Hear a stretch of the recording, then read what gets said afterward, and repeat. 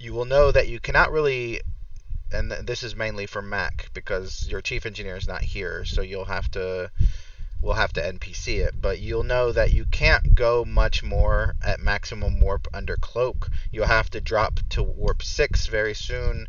After just because warp and cloaking use up so much power. And then you'll be able to go back to maximum warp. The Silent Odyssey, which is going as backup, is 30 minutes behind you. And they have recommended radio silence until basically you get to basically until you need them. So unless you need them for anything, they're not going to. You guys are not going to really communicate back and forth. Darren, like I said before, Darren McShale is stewing at the moment. And as some of you might know, I posted in the Decarius chat, 2 D'Deridex warbirds were rendered disabled, much like the Olympic and the prison transport, by what they describe as that same dreadnought, which was cloaked.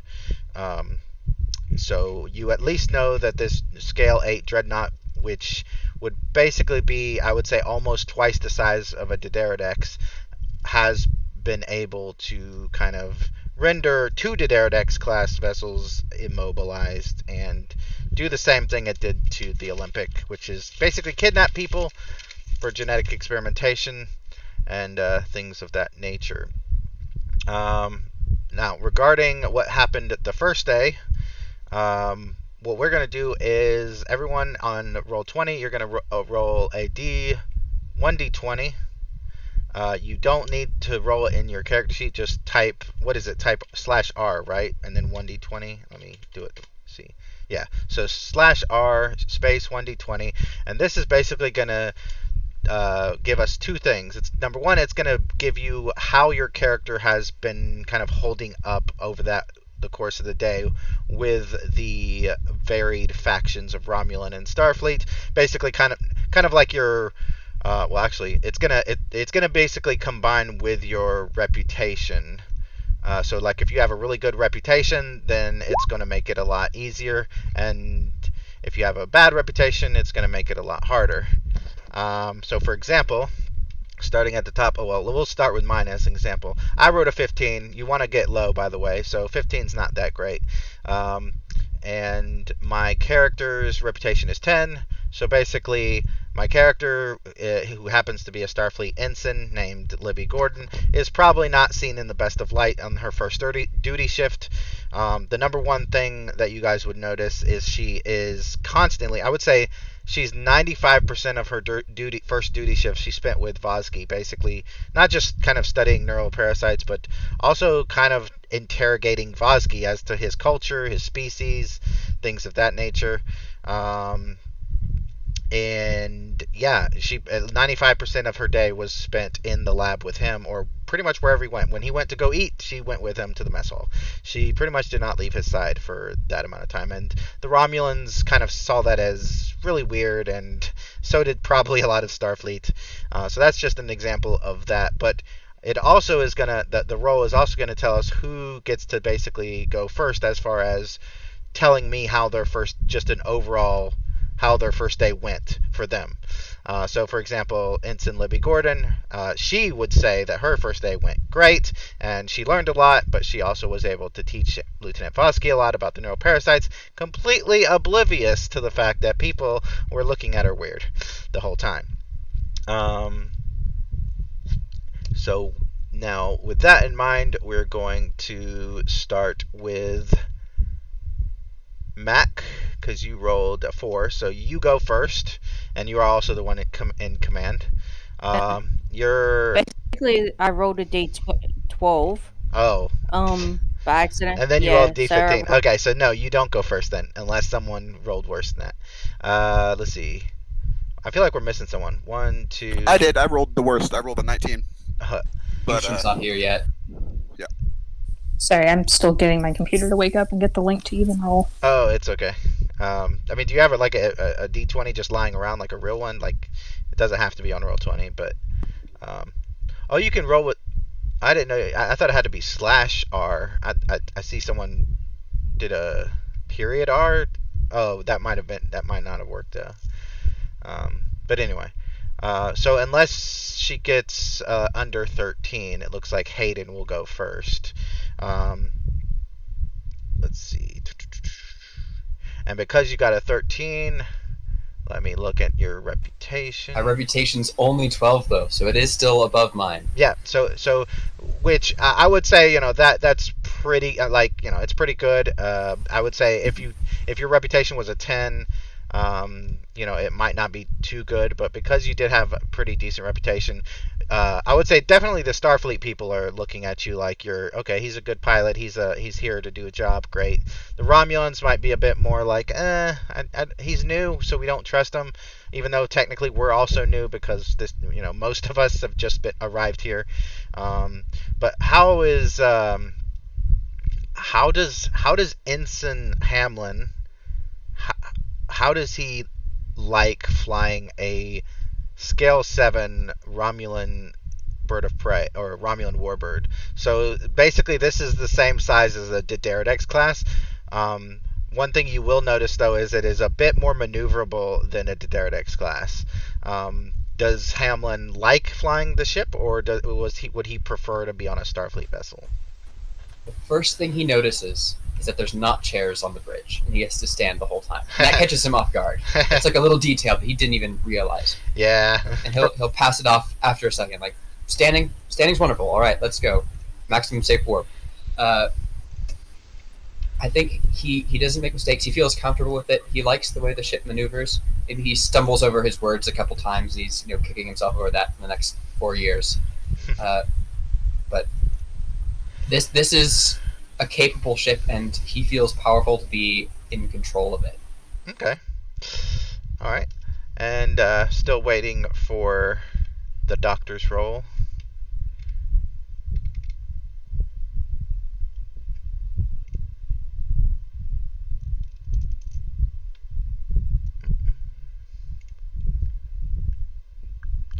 We'll just go to, let's see, 13. We'll go to Mac. Mac, you, for the first day, for the first duty shift, Colonel Carava has been in her conference room on a conference call with General Sonora and Captain Ofuli for like the entire day.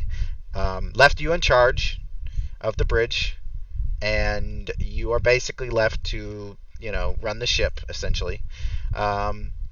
And what is your reputation at, Lex? 18 at the present time, which I'm planning to spend some of it. Okay, well, you definitely need to buy a commendation or something before the end of this episode, or otherwise it just automatically goes to 15. So yeah, even though you rolled a 15, because your reputation is so high, the Romulans and the Starfleet look at you like, okay, Carava's the acting captain, but Colonel X is like a good second choice. And now, of course, that doesn't take anything away from the player characters. If you guys have, if your characters specifically, I mean, like I said before, there's like 1,500 people on this ship. So if your character specifically has something more nuanced, maybe something against Colonel X or something like that, then that's completely fine. But as for the overall population of the ship, they like Colonel X. So how does Colonel X feel about being in charge of the ship while the other colonel is in a conference call for basically 12 hours? He finds it weird that the colonel is in the conference for 12 hours and not said anything that she will be unavailable and be like, well, she did she did say she would be unavailable for the whole day. But it's still weird that she's still in a conference call for the whole day. It's almost like a player just couldn't show up, so I had to come up with something off the top of my head. But so let's go to Dr. Engstrom. What is Dr. Engstrom's reputation?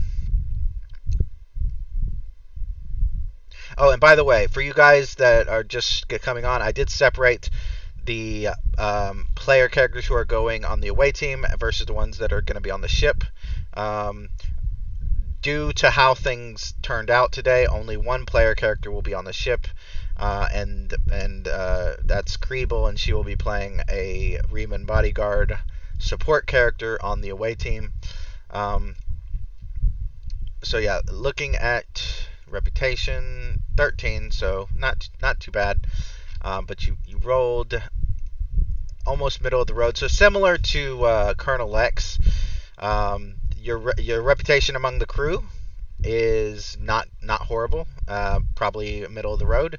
Both Starfleet and Romulan. I mean, the Starfleet crew obviously look at Dr. Engstrom as a doctor and as a Starfleet officer, so they treat her with respect.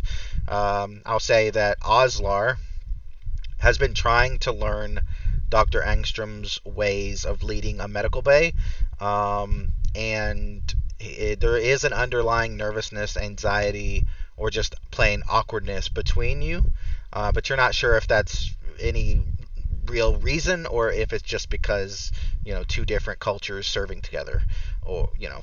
But how is Dr. Engstrom for that first duty shift? How was she handling, especially serving with a half Orion? Dr. Engstrom is trying not to cross paths too many times with him, because she's had issues with Orions in the past, and I mean, like, she recognizes that this is not the same person that she would have seen out on the border, Right. patrol ship, but she's still kind of, you know, she's under a lot of stress anyway, so she's just kind of like, if I don't have to accidentally run into him, you know, I don't want to get ticked off by, I don't know, doesn't want to like get super mad at him or blow up at him, and it's not really his fault. Okay, so she's basically just kind of burying herself in her work. And what if, so there has been some times where he's asked her specific questions like, do you prefer to keep the hypo sprays in that cabinet or in that cupboard? And how does she respond to those kinds of questions? Is she kind of snappy, or does she try to be as polite and professional as she can? And she might be kind of distracted more so. So she'll answer it, but I love to imagine like the most awkward surgery where the doctor and the nurse are not looking at each other at all. Like, Not communicating, just like pointing. yeah. Pointing to that liver, take that out. No, not that one. That's the wrong one. All right. Let's see. So not here, going through the checklist, not here, not here. Okay, so here's the things you guys know about Mariposa Colony. You might want to take notes because it could be important when you get there. There are 3 planets in the entire system. One sun, 3 planets. Mariposa is the second one. The outer planet is a small, frozen, lifeless hunk of rock that nobody cares about, nobody pays attention to. The inner planet is a large gas giant that people only pay attention to because it's close to the sun, and a lot of scientists that come from Mariposa Colony or Federation scientists occasionally go to the gas planet to study it and things like that. Mariposa itself, the second planet in the system, has 2 moons, one of which has a small civilian security base. This is basically just a place where the civilian patrol ship that patrols the planet of Mariposa, bases at. And you guys would know that Mariposa is basically a colony, a Federation colony that has a lot of trade going back. And when I say a lot, I mean like a moderate amount of trade going back and forth. So seeing ships arrive there or leaving there is not anything that's completely crazy. So they do have their own civilian security forces that they employ to keep security and keep the peace. And they only use one ship, one small scale, one ship, to basically patrol the entire planetary orbit. There is also one sensor/communication satellite that orbits Mariposa Colony, and it can only scan and emit communications within the solar system. So once you guys arrive to the Mariposa system, if you stay outside of the solar system, this satellite will not be able to detect you. Connection seemed to drop for voice only. I don't really know what that means, but okay. So that's basically the information you have on the system. You also obviously would know that the first people to settle there were colonists who had to basically clone themselves to kind of survive, to kind of create a population, because they were not able to have kids. And then the Enterprise D found the other group of colonists that were supposed to go there, that their planet had blew up or something, and then they moved them to that planet of Mariposa, and they were able to have kids. And so basically they commingled and created like a, they were all humans, but they, eventually, due to various things that change, for example, different types of radiation that come from the sun and things like that, their genetic structure is slightly different from humans. So scans are able to kind of differentiate Mariposa colonists from normal humans. For the entirety of the first day, like I said before, Colonel Carava has been in the conference call with Captain Ufuli and General Sonora. Carava has given Colonel Lex an order to lead the morning meeting at 0800 hours. And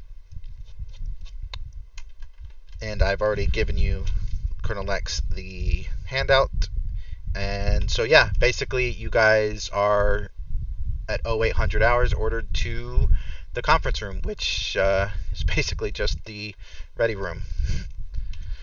Let's see. I will have Sub Commander Kamina here for this, but not Tekis. I don't think an ensign counselor is important enough for a conference call or a meeting, basically. All right, so go ahead, Colonel X, and lead your conference. He waits to all of you sit down, and he'll begin. I'm already sitting. I'm just kidding. Sorry. Yeah. Oh yeah, That's okay. I was like, for some reason my my screen, it only saw half of that. I was like, where is he? And then I was like, oh, there he is. That's why I almost pulled him over there again. All yeah. right. Yeah, and if that's another thing, real quick. Sorry. If you guys want to move your characters around to actually show where they would sit, that's completely fine too.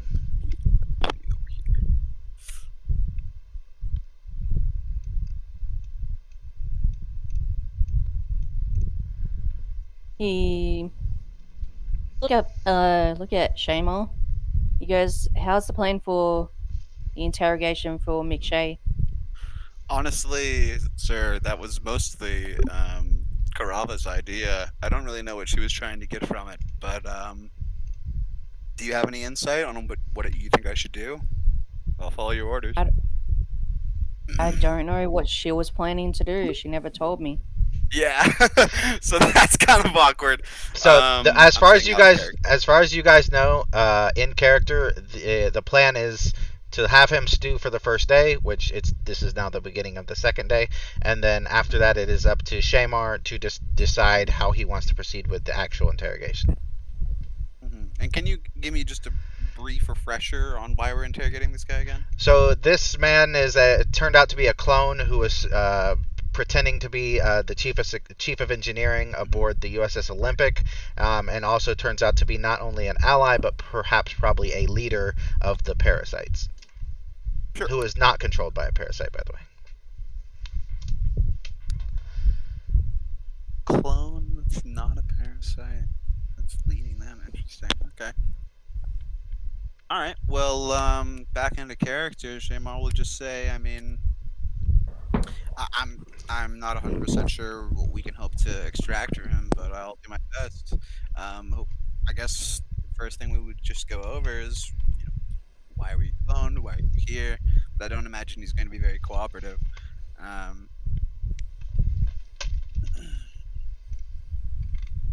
Any suggestions? He just kind of looks to the room, kind of not 100% sure. Like, I can do my. I'm. This is my bailiwick. I can definitely get it done, but any pointers? He looks at Lieutenant Voss and Ensign Lieutenant Voss. He goes, do you want some of his DNA to run scientific discoveries on these clone? Of course. I would gladly take a look at such a piece of information. I imagine it will not be overly difficult. As for the questions to ask him, do we have any indication, perhaps by checking against Romulan medical records, if there has been a version of this officer who was ever not cloned? You mean like the DNA from the person that is the clone? Is that what you're talking Well, about? I am speculating, perhaps wildly, that it is surprisingly difficult to introduce a parasite into somebody who is perhaps unwilling or in a position to resist, or somebody who might need to be abducted. After all, parasites were resisted by Starfleet crew in the past. However, it is maybe significantly easier to kill someone. So to kill the original and replace with a more pliable clone that they've been able to control from the start. He shrugs his shoulders as if to indicate that all of this courthouse politics is beyond his ken. Yeah, This I is think not my specialty, however. we're definitely missing a piece of information. The fact that he doesn't have a parasite invites so many questions. So, I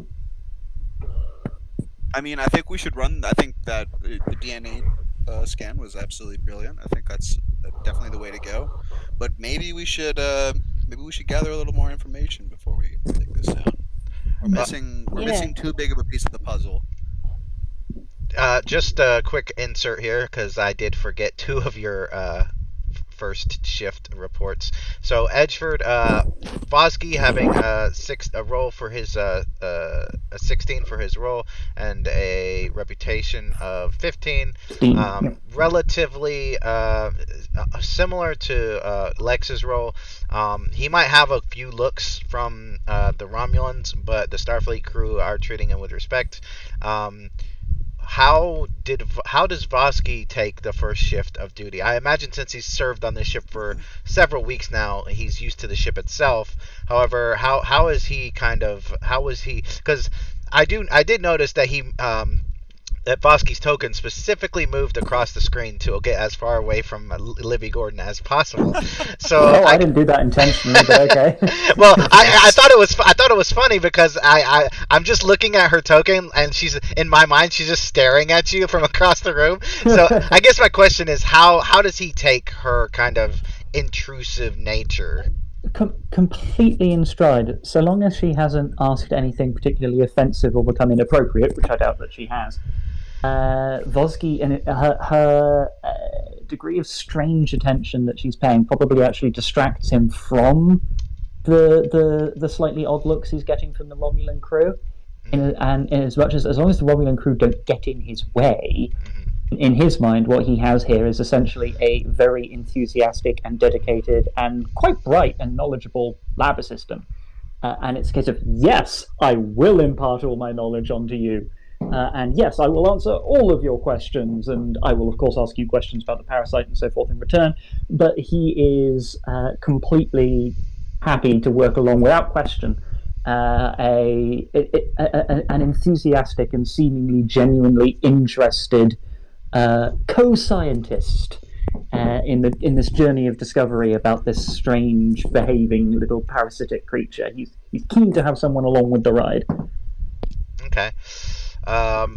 In this conference right now, as you're discussing the parasites and the clones, and you may briefly think back to yesterday, you might look across the room and notice that Libby Gordon is kind of staring in your direction. But you notice that when she's alone with you doing science, she is very much immersed in the science and in the you mentioned earlier about her asking offensive questions. All of her questions to you have been generalized, like, why does your species wear that mask, things like that. It hasn't been anything that is like specifically poking at you. It seems to be just her curiosity doesn't really have boundaries, if that makes any sense. So she may ask questions here and there that are uncomfortable, but you can easily tell that she's not doing it out of spite or anything. She's mainly just doing it out of curiosity. So yeah, you would notice that she is kind of almost looking over at you confused, like, why is he over there, and not over here? But you also know The real answer is I wasn't zoomed out far enough on the picture to know there was more room. Same here. But you also notice that as she's sitting next to the pilot, she has suddenly started giving him as much interest as she was giving to you the day before. So like Okay. whenever everyone else is talking, she doesn't speak. She doesn't say, she's just not trying to interrupt anything. But she does look around at everybody else with a very kind of analytical kind of curiosity. The Romulan engineer, the Cardassian security chief, and then the half Reman. All of these individuals to her are unique and interesting, and she does when time permits in between conversations, ask the pilot questions like how does he like the navigational sensors and things like that. It seems to be her natural curiosity of people. Yeah, and Vosky is in no way thrown by that. He just assumed that she would be voraciously consuming knowledge of everything around her. So he's like, no, this is perfectly anticipated behavior. Okay, my other question will go to Drew because I did also forget about you. Now yours, if you don't mind, I prefer Andrew. Okay, I just saw Drew in one of your character sheets, so I just started calling you that. Yeah. Okay, so Andrew, yeah, with a 19, the Starfleet the Starfleet crew are giving you looks, but the Romulans are giving you like paranoid, distrustful looks. I would also like to imagine just because you were asking more about just how is he feeling on the ship. I didn't really get to say anything about that. I imagine he is, when it comes to work, he's like a very high up Starfleet officer. He does his work and gets it done. The only time they've ever really seen like a burst of emotion from him was last session. But right. As far as like his emotional state, he's very kind of pissed off from the previous session, and also just kind of still suffering from PTSD a little bit from getting fucked up so many times. Yeah.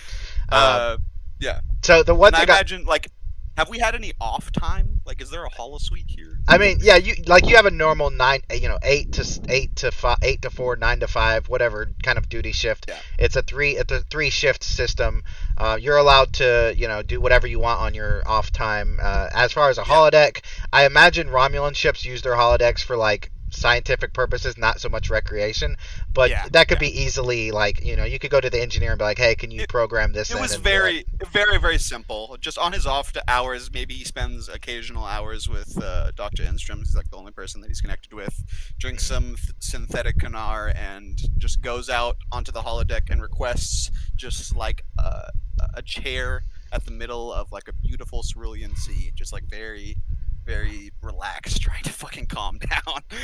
Okay, one thing I do want to ask, so Darren McShale, who is in the brig, who's been left to stew for the day, has been given, he has one guard in the brig with him that doesn't speak to him, and he has been brought food, replicated food. Is at any point during that first day, does Shamar interact with him or go to see him, or does he basically just completely ghost him and pretend like he doesn't exist for like the first day to kind of add to that level of like anxiety? I don't think he's necessarily like ghosting him on purpose, but this was very much Karava's idea, and he hasn't really been given explicit orders from her, so he's just kind of like on standby, like what's going on. Okay. All right, so back to, because I think we've got through everyone this time, back to what we were doing a moment ago. So, yeah, you were basically, Lex was basically asking for kind of like a plan of action for McShale's interrogation, and perhaps maybe Vosky could assist with like doing a more in-depth scan or study of his genetics, and, so if you guys want to continue that, go right ahead. Is anything else you want to add to that, Commander, beyond the DNA scan and then maybe just gathering a little more intel before we do the full-on interrogation, or any other pointers you would like to add? Whatever you can find out about this man, I would rather you be prepared to go in there, not be was that? blindsided. He You cut out. basically Lex doesn't want you to be. He goes, I don't want you to be blindsided by anything. So get as much information as. Of course. Sure.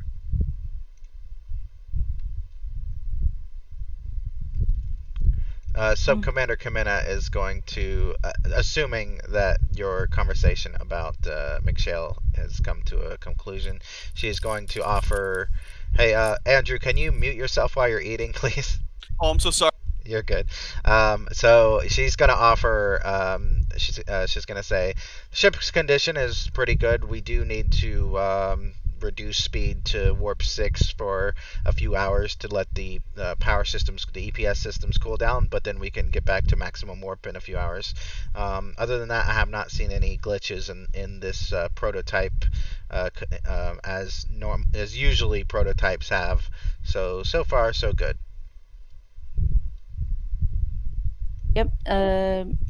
Ensign Hammond? Yes, Commander.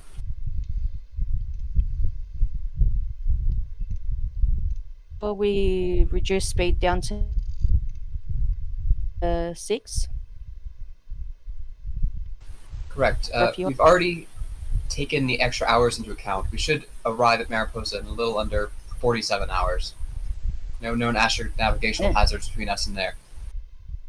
He'll say some other piloting stuff to that effect. Anything, quality and putting a request to the engineer. Can you repeat yourself, Mac? You're going in and out really bad. It's hard to understand what you're saying. Yeah, same here. I didn't hear any of that entire conversation. You summon everybody of the ship. If you need to ask for improvements, you can ask now. The engine is here. Who are you asking that? The pilot or anybody? Pilot. Okay. I don't know exactly what Hamlin would say verbatim, but sort of the idea is he hasn't experienced this vessel in like combat or actual maneuvering, and traveling at warp is perfectly fine, and he doesn't want to mess anything up by asking for any modifications without knowing how it operates in tenser situations. So he's going to treat it as standard for now. You notice any glitches, just inform the engineer. Of course. Lieutenant Vosky and Libby Gordon, Ensign Gordon, can you make sure to discover new research on the new parasites and the clones, either one, the connection. Of course, Mom. I will start by analysing the DNA samples that will shortly be provided to me, and then I will start cross-referencing any unusual genetic markers with anything that the parasites may be able to influence or any similarities. I should, however, forewarn you that this will be a lengthy process even with our most advanced computing technology, and so results may be inconclusive by the time of arrival at Mariposa. Okay. It's in Libby Gordon is going to speak up and say, also the anti-parasitic compound that I have assisted in manufacturing and tested has been run through the simulation successfully and has been proven to be completely 100% effective and remove the word 100% effective. It is 50% effective in preventing neuroparasites from infecting people. However, it is 100% effective in disallowing them from taking control of the person. So I suggest that we all, the entire crew, take this compound. Well, I've only actually brought about 20 vials, so only about 20 of us will be able to take it. But I suggest that as many people can take it as possible until we can create more. Thank you, Ensign. Out of character, because I imagine Volsky would know this already from the time working together. How long is that effective before it wears off? For the sake of the story, basically, like until it's not necessary anymore. Basically, the entire game. Okay. So consider it permanent for the sake of the game. And can you clarify what exactly was this again? So in the last session, when Libby Gordon met you guys in the conference room on the Starbase, she injected herself with a hypo spray and basically said it was an anti-parasitic compound that she and her mother created. And nobody wanted to take it at the time because they were unsure of what it was. But the tests have come through on the Dicarius proving that it is successful. And I will reiterate that it is only 50% successful in preventing infestation, but it is 100% successful in preventing neurological takeover. Thank you. No problem. He looks over to Dr. Enstrom. He goes, "Is there anything in sickbay do you need?" And Dr. Engstrom has been just kind of keeping her eye on her. She's been reading a pad for most of this meeting, so she kind of looks up and kind of shakes her head no. I don't think there's anything. And just gets back to reading. I'll volunteer to be the first one to try it if anyone is skeptical. He goes, I request that everyone in the room gets this injection.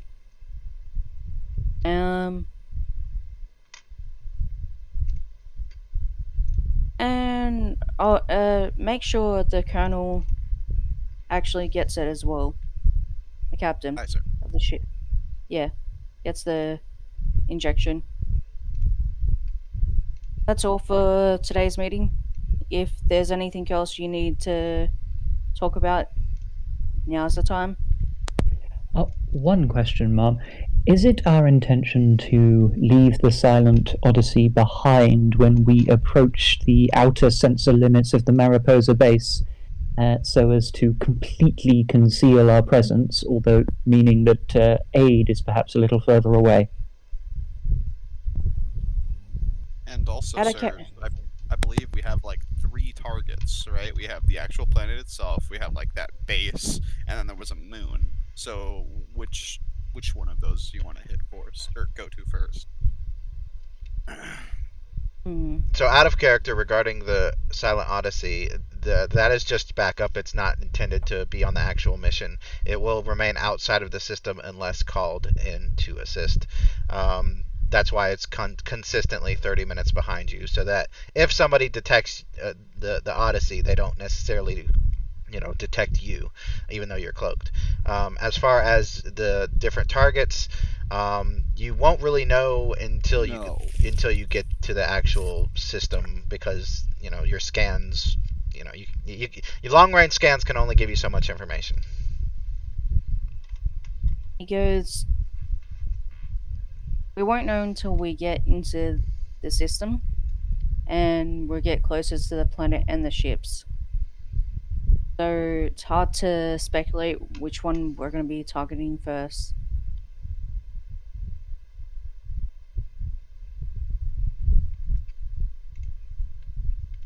Is that all?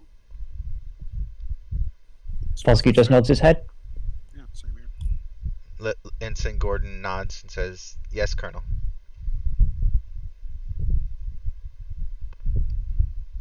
Let's get back to work before anything.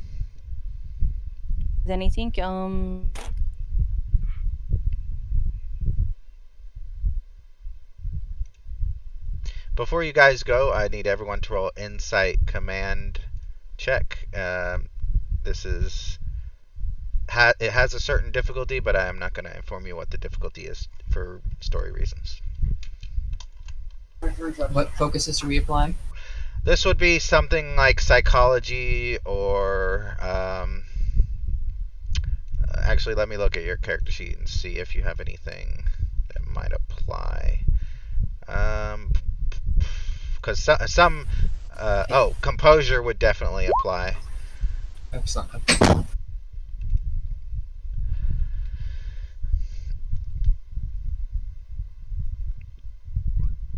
Interesting. Interesting.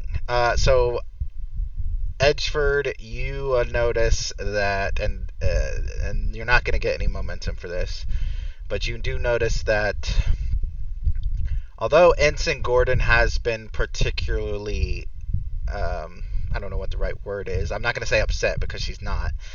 Kind of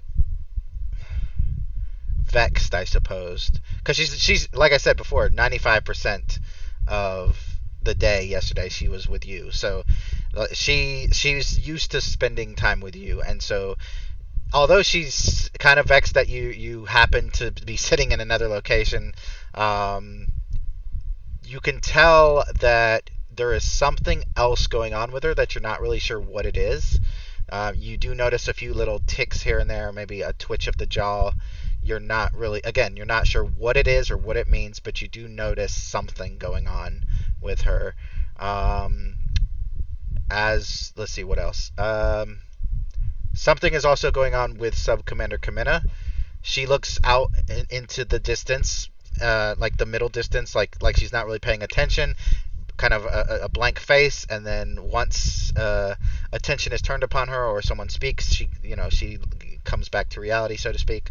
And you notice something going on with Dr. Engstrom. She is sitting right next to you, after all. But again, similar to the others, you're not 100% sure what it is, but you do know that she is. Well, I'll let her explain. Kriebel, do you want to explain in a vague sense what Engstrom may be exhibiting on just facial features and things like that? Facial expressions, I should say. She seems to not really be paying much attention to this meeting. She seems also kind of like Commander, a bit distracted.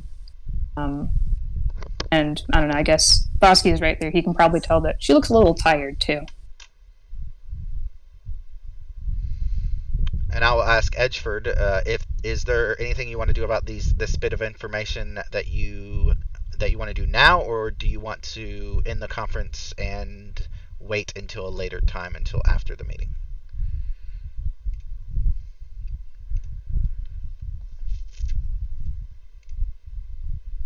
Are you there, Edgeford?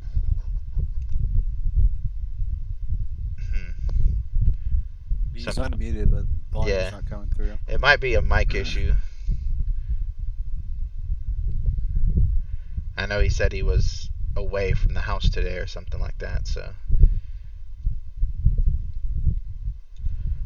think he's reconnecting. Yeah, mic. Okay. So unless, like I said before, unless you want to do something like immediately, we're going to move on, and then once you get your mic set up or whatever, then you can go ahead and let me know what your plans are.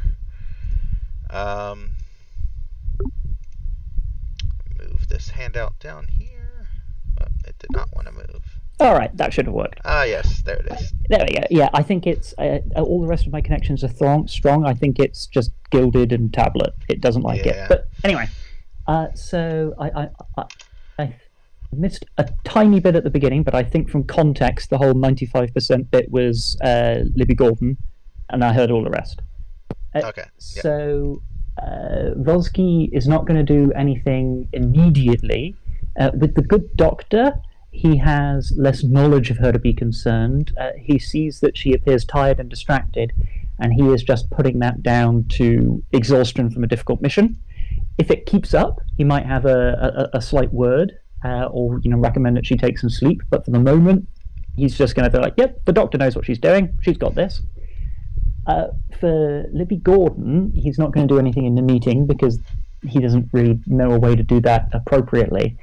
But what he will do is when they're working together on the DNA section, is that he is going to say that so long as and this is just worse the effect, hence why I'm not going to the voice, but so long as the inoculation is as effective as everything indicates that it will be, and that he has every confidence in her that it will be that effective, that her efforts have most certainly not gone unnoticed, and that he will be asking the mission commander to mention her in dispatches to see if that slightly improves her mood and focus, or see, and he thinks it's genuinely deserved as well.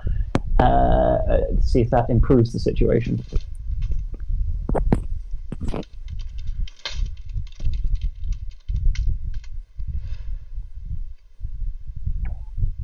All right. Since our pilot is off for 5 minutes, then, well, number one, I have to use the bathroom, but number two, we will just say that you guys are going to the bridge. Well, actually, first of all, who is taking the anti-parasitic shot? Is there anyone who's not taking it? Because I'm assuming everyone is going to take it. Oh yes. Right. Belsky has absolute faith in yeah, his assistant's work. I don't really think we even have a choice. I mean, they'll probably make us take it. I mean, Right? Ensign Libby Gordon. This is one of those things where, because it's like a test, like yeah, they've proven that it works, but in the computer, but they haven't field tested it. So this is one of those things where it's, I mean, unless Colonel Lex makes it mandatory, I'm considering it voluntary. Yeah, this is voluntary. He's not making it mandatory. Oh, okay. I don't know. I don't have the context that, like, they're looking suspicious, so Shamar will just do it, I guess. He doesn't know about any of that. Alright, so, and the pilot isn't here anymore, so... There's only one parasite on the ship right now, and it's safely contained. Correct. It's in Vosky's lab with all of the security conceivable. Dr. Engstrom will, if there's like if there are not many doses going around, since she's not going to Mariposa Colony, she's a bit less inclined to think that she needs to take it right away. I mean, if there's enough dosages going around, she'll take it. But if it's between her or someone who's actually going, where there might be more danger, she'd waive her position. Okay. So I made sure that there was going to be enough for all of the player characters plus all of your support characters. So this is basically just a narrative thing, so that if something happens in the game to where you get captured or whatever, you don't have to worry about actually being possessed. There obviously could be other complications. Maybe the bad guys somehow magically take out this compound and then are able to then infest you, or whatever the case may be. But Blood transfusion. Yeah, this is just like I said before, this is just a narrative way, for that. So if you're saying that you're not taking it now, then all I'm going to ask, because I'm going to forget immediately, all I'm going to ask is that you remember that when you decide you want to take it, that you let me know. And then for those of you who are taking it now, go ahead and open up your character sheets to injuries and just put cannot be controlled by a parasite or something like that, so that I know as a GM, because if some people are taking it and some are not, then that's more for me to have to try to worry about. But if you put it in your character sheet, then that if I happen to be like, okay, now you're infected, you can be like, no, I'm not, because I have this, so it can't control me, and I can be like, great. But anyway, I will be right back after you use the bathroom, and then we will continue on the bridge. Oh, and Colonel X, when you come onto the bridge, one of the assistant chief engineers is in command, and he stands up and nods to you, and you're able to take command as Lieutenant Campos leaves the bridge to head to engineering. I will be back in a moment.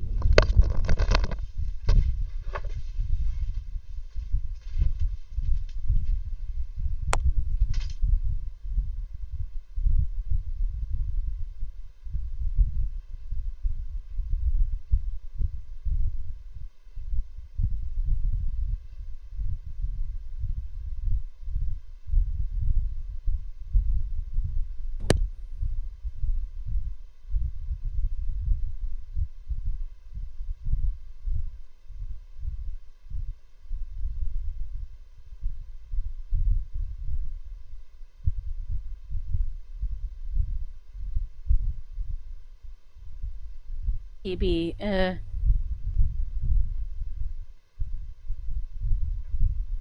Colonel Lux will definitely talk to Bosky to double check the results on if there's going to be any effects towards the inoculation. What they're taking, just in case. Well, side effects, that kind of thing.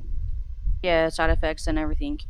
Yeah, but I imagine, and I imagine I can do this without a roll. But I'm just imagining this scene where Volsky goes, yes, and then turns to the notes from Libby Gordon's highly experimental drug, and just comes out with reams of A4 paper. In a case of, this has not undergone human testing. This has not undergone blah. Side effects are not limited to, and then. Mainly because it's just not undergone proper clinical testing. That takes months. This has been hours. Yeah, I think we need a dungeon master. Oh, there he is. I'm back. Confirm it, but also like, can we confirm like that this is legit? Whatever I just took as well. Yeah, that like the whole first day that you guys were on, flying, at maximum warp, they had basically tested it, put it in the computer verified. Yeah. Like, I realize that, but we were kind of RPing in conversation. Oh, I thought you were specifically asking me as the GM. No. Yeah, then continue, please. I was asking Bosky specifically, or adding into the okay. conversation. Maybe it might be a good idea to check, even though we have the information. Just another pair of eyes. Yeah, another pair of eyes. I will review the work again. I have looked over it before now. It is exemplary, but I shall do so once more. Yes, this is as best as I believe can be done without months or years of clinical trials as far as safety is concerned. I will happily take another look. Good.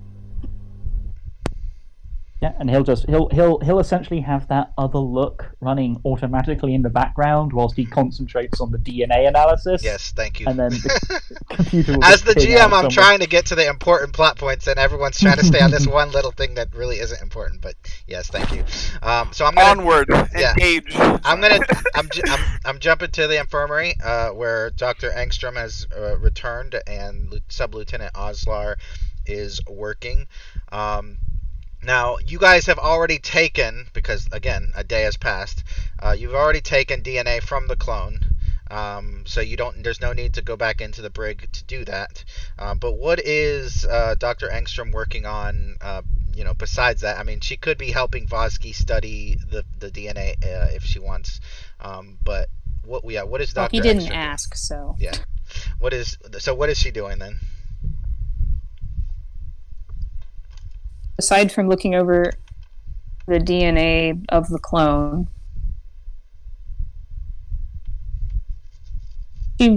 let's see, and then she doesn't really have a bit of serum to look over, so I guess she's still just kind of organizing supplies and reading up on just anything she can get her hands on to read up on. Okay. Probably interrupting something that you're doing, Sub-Lieutenant Oslar walks over to you and he says, "Doctor, pardon me if I'm overstepping, but I feel a bit of, shall I say, insecurity between us. I was wondering if I did something wrong." Dr. Engstrom drops the pad because she didn't realize he was just like, "Oh, he startled me." My apology, Doctor. That's amazing. She's just trying to figure out what to say, even. She's just very caught off guard. As she's trying to figure out what to say, he says, "Regardless, I hope you know that I did graduate top of my class in the medical field, so I am definitely capable, despite..." He kind of puts his hand up to his face, like his fingertips grazing his green skin, and he says, "Despite what I may appear, I I am more Romulan in the way of my scientific thinking than per se my other half is. So I am fairly capable.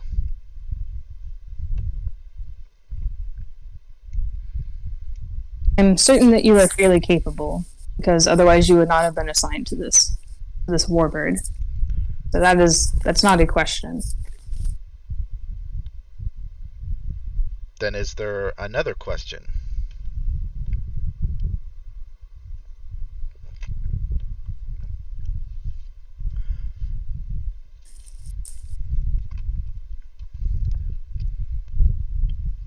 Weird. So you're wrong, or you're Orion half. I guess. How do I say this? I guess I'm a little curious just to know where your Orion ancestry is from. You know what? Because I think it would be interesting, I'm gonna have him roll insight against her. I thought you were about to say threat. No, I could do that, but I'm not going to. I'm gonna keep it a bit more random. Dex. So Dex, the doctor, full in view of like 3 scans. you can tell that he scrutinizes you, like he stares into your eyes when you say this, and you can tell without having to roll that he is trying to find the meaning behind that question, because if it was just a matter of, oh, you're half Orion, you wouldn't have asked that. You would have just been like, oh, well, you're from Orion, so of course, But you asked him a specific question involving his heritage, and he's trying to figure out why. And the only thing he can think of, he says, no, you've met my kind before then. Yes, you could say I've met your kind many times.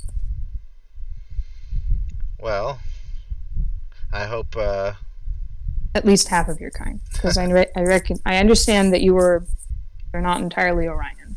He chuckles. He says yes, but I do hope that whatever encounter you have had was a pleasant one. I can't imagine it was, since there is clearly some sort of he intentionally gives you like a looking up and down look. Like he's not physically looking you up and down, but he's giving you like the eyes, like he is definitely trying to give you the impression that he's sizing you up. And he says, considering the animosity between me and some of the other Starfleet members of this ship, including yourself, I can't say that it was. I can't say that I could assume that it was pleasant, but either way, maybe I can prove myself to you on this mission.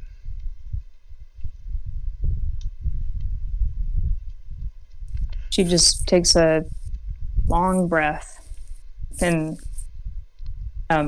she tries to avoid like stepping away, but she's a little bit intimidated when, again, she's being sized up. She can tell that she's being sized up.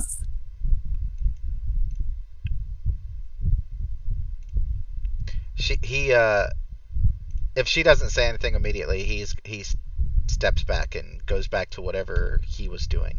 But he's not going to his intention was not to intimidate her. His intention was to like maybe play some mind games with her, but not like to intimidate. But he's smart enough to realize what he's done, and he's kind of like, oh shit, she's the boss and I've intimidated her. Let me go back to what I was doing before I end up out in airlock. Is there anything else that she wants to say or do before we go to another scene? I'm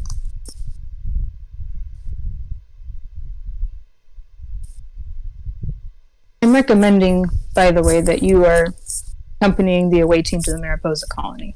His head snaps around so quickly when you say that. He says, "Doctor, are you? May I ask why?" Because you're wanting to prove yourself, and I also am hopeful that you will do better than what I would be doing. with all due respect, Doctor, I could prove myself on the ship too.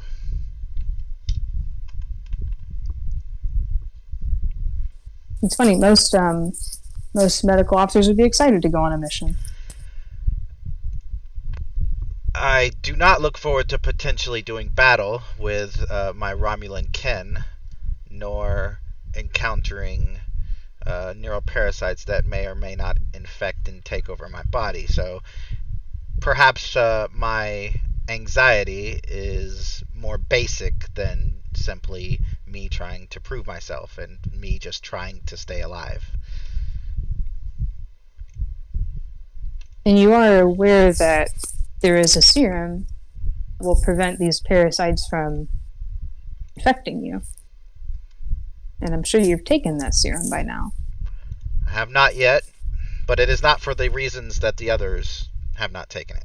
It is not because I do not trust the Starfleet scientists that came up with it. I simply... He kind of narrows his eyes and stares off into the distance as he thinks for a moment, and then he looks back over to you and he says, I simply do not want to infect myself with anything more impure than my Orion half has already done. He's a realist. He's not gonna. He's chill where he's at. And at that point, Dr. Anderson kind of looks away for a minute, feeling really bad. But she's not going to tell him that she's going to go on the mission because she really doesn't. She does think that he's capable of going. Okay. Well, I'm assuming as a GM that you've we can say that between scenes you submitted that request to Colonel X or whatever, so that mechanically he's going. Yep. Is there anything but else? Mr. Osler, Oh, sorry. Go I ahead. guess she's kind of again trying to force any anger out of her tone because it's just bringing. Just I'm sorry.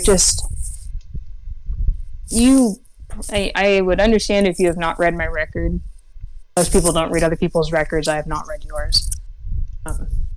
But during my time aboard the Ivanhoe, we ran into many encounters with Orions.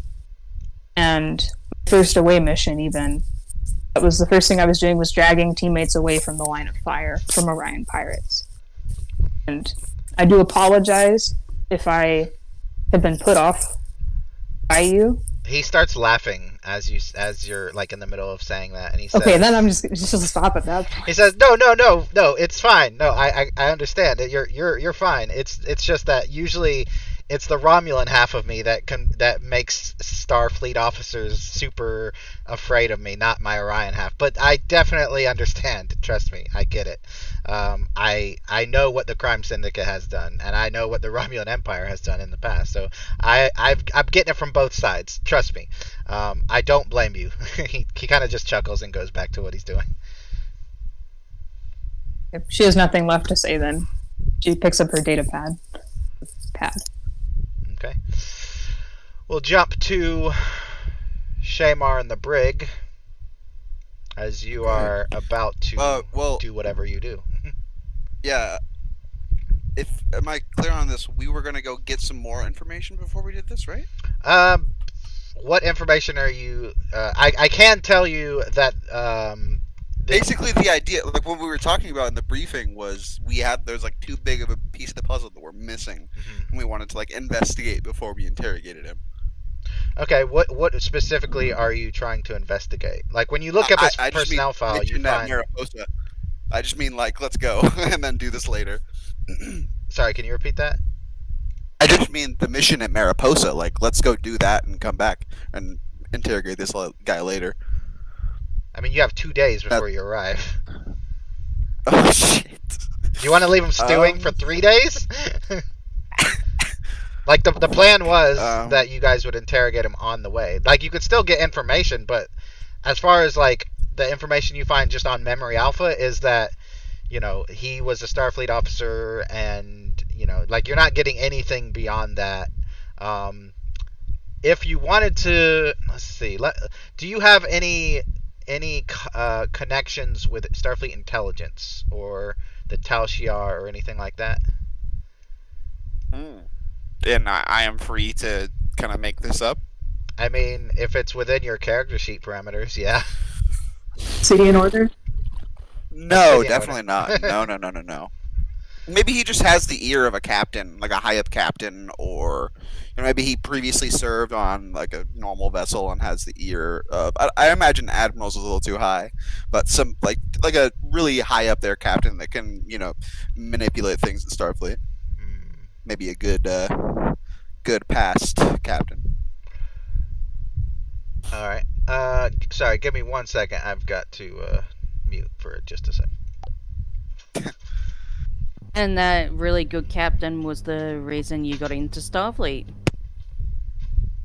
Yeah, that's even better actually. Yeah, I had a different idea, but that's even better. Yeah, this will be the captain that the original captain when I was like enlisted. Okay, so, but this captain, roll a random d20 in the chat. Sure. Low is good, high is not so good. All right, so this captain used to serve in Starfleet intelligence and even has. I'll say his name if you need one. Edward Fisher. Okay, and Captain Fisher even has connections in Section 31. Shit. And so you're doing research. So now actually, are you going to contact this man like over subspace, or are you trying to like delve into the research of? Yeah. I imagine like we have that briefing, and he's under the impression that we're going to interrogate him like after, and then all of a sudden like a bunch of like security officers or like a commanding officer is like, all right, go ahead and interrogate him, and he gets closed in the room with him, and he's like, maybe I should call a friend or something. He pulls up the captain. All right, roll. What was the question exactly? Well, just roll presence command, since basically you're calling a friend, and so we want to see how well this goes as you're talking to Captain Fisher. Let me just find a picture of Captain Fisher. I imagine he's a lot like Jellicoe, really old. Probably, or yeah. Probably. Just gonna grab a random. I hate that guy's face, but maybe that's why I should use it. Nah. Sorry, I'm just looking for a good picture of a captain that's older, but also like looks somewhat respected. No, not David Caruso. Let's see. Since this is also a character that I've made up, I have the name. Do you have a picture by chance? No, I do not. Okay. Well, It's all just random notes in a novel. So. Gotcha. Let's see. You know what? I'm just gonna grab this random picture because I don't want to spend too long on it. Put it there. 935. The fact you're going for a picture is awesome. All right. Let's see. Gotta make this dude real. This is gonna be Kirk Douglas. All right, so yeah, you call this guy up, and whoa, what is happening? Oh, you're duplicating in roll 20. You have to mute him in roll 20. Yeah. So what was that? Hold on, I should be off on. I turned myself off on roll 20. I shouldn't be. Let's see. Sometimes others. It comes on really weird. Yeah, it says no one can hear me. Shitty. I'll try none. Yeah, you just have to. We can all individually mute you as well. So. Well, hopefully that helps. It's not you that's unmuted on roll 20 though. Yeah, that's perfect. This is perfect. All right, so you get this guy on the screen. Question: What kind of encryption are you using? Or are you just calling his phone number? Starfleet, man. Just call him up. All right. Yeah, he's not hiding anything. Oh no, he's not, definitely. So he sees you. He says, Shamar, how you doing? I haven't heard from you in a while. What can I do for you? Sir. I didn't actually think you'd answer. I know you're probably nailed down. Where you posted at now? Starbase 117, not too far away from where you are, actually. I was thinking of giving Starbase 123 a quick visit, see how you were doing, see how the old crew on the Odyssey is doing. I served there when I was a lieutenant, but yeah, what can I do for you? And just for the sake of expediency, and also because I don't know, Technobabble, I'll kind of relay the situation to him. Okay. So basically, you're trying to figure out who this guy is, McShale is, and Yeah, because the records try- just aren't adding up. Like the record says he's a And- Starfleet officer, he clearly isn't. And also, is there something? Is there like a dead report? Is there like some bit of information about this like cloning process, or like these clones being like interacting with some sort of, because you said that he was not a parasite himself, Right. So any information in that vein. All right. So he says, you know what? I tell you what. I do have this one contact in section, or who used to be in section 31. He actually worked with clones. I will give him a call and call you back in about 10-15 minutes. How's that? I appreciate you even looking into this, Captain. It's and he'll kind of like his face will turn to a smile. It's good to see your face, and he kind of like points to the stripes and says, "I'm coming up in the world now too." He kind of smiles and nods and says, "And you'll keep going. I have no doubt one day you'll command your own ship." I hope so. But Anyway, yeah, thank you, Captain. no problem. Let me get on this. I'll call you back in about 10-15 minutes. And he hangs up, Cool. and you never hear from him again. No, I'm just kidding. Dope. So because I don't want to bounce back and forth, we'll just say the 15 minutes have surpassed. And he comes yeah, back cool. on screen, and this time his face is completely different. You can see the terror in his eyes, and he looks at you and he says, "All right, listen to me very carefully, okay? You didn't contact me on an encrypted channel, did you?" No, sir. This is just a Starfleet channel. Okay, well, you have to assume that they already know where you are then. Listen, just Why listen. is everything out of game real quick? Everything Shamar does. I mean, like, oh, this could be perfect. Like, but I asked you if you were calling him on an encrypted channel, and you said no. So that But he says, 'cause "Okay, it makes listen. sense. This is. I got to tell you this really quick, or they're going to come after me Yeah, next. This guy, you already know he's a clone. The original version of McShale went missing a while ago. He went missing in the Gamma Quadrant on some mission. He came back. He looked a little different. As far as anyone can tell, he's been his actual face has been genetically altered to look like this other guy. I can't really tell you anything else except that these clones are everywhere. It's not just a couple guys in Starfleet, a couple Romulans, a couple. These people make Section 31 afraid. Whatever you do that dreadnought out there that's disabling ships, that's them. You need to stay away from them. And if at all possible, and he looks around before he says this, and he says, if you have to go AWOL, go back and join the Maquis. And I can't stay on any longer. I'm sorry. Just stay away from these guys. And he cuts connection. The face of Shamar, and like right before he cuts connection, or starting at the top, the face of Shamar is he's already fucked up, right? He's already PTSD'd out. So as this goes, it's just like the face becomes more and more slack and fall into terror and just says, "Hi, sir," simply, and is just like stunned looking at the computer terminal. And then he's gonna turn around. This dude had not heard any of this, right? No, I'm assuming you're in your quarters or something. Okay, cool. So I will return to the interrogation chamber. Okay. God, I fucking love you, Dungeon Master. Why? What do I do here? That's a good question. So as you do enter, this guy's like he's got his leg up, he's got his hands behind his back, he's just grinning at you as you enter. He has no care in the world. I'll say, like, before I enter, Shamar wouldn't pause, but me as a player needs to pause. Yeah, no problem. That's fine. Like, do I inform the rest of the crew? It's a good question. Because from what he's saying, I mean, everywhere, Shamar is immediately assuming that there's at least one among us beyond this guy. He's gonna keep quiet. He'll walk in. He has the smug face on.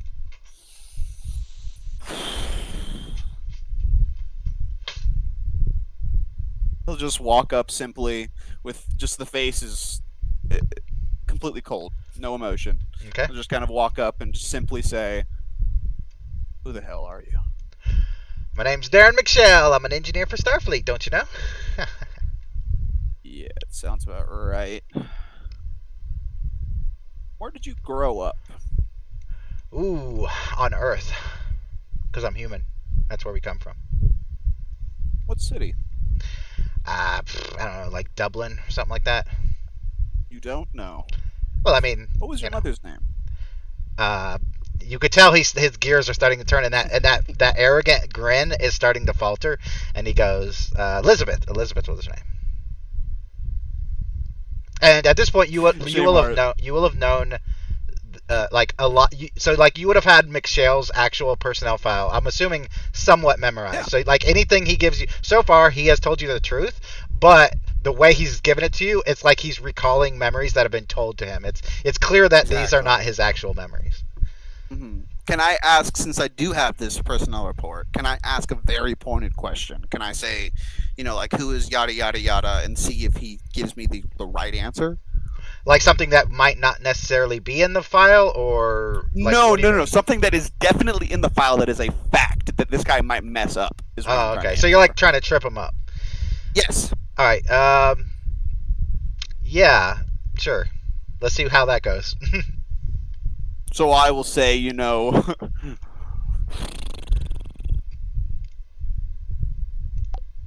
So maybe who was it? something... Who was your commanding officer on X ship?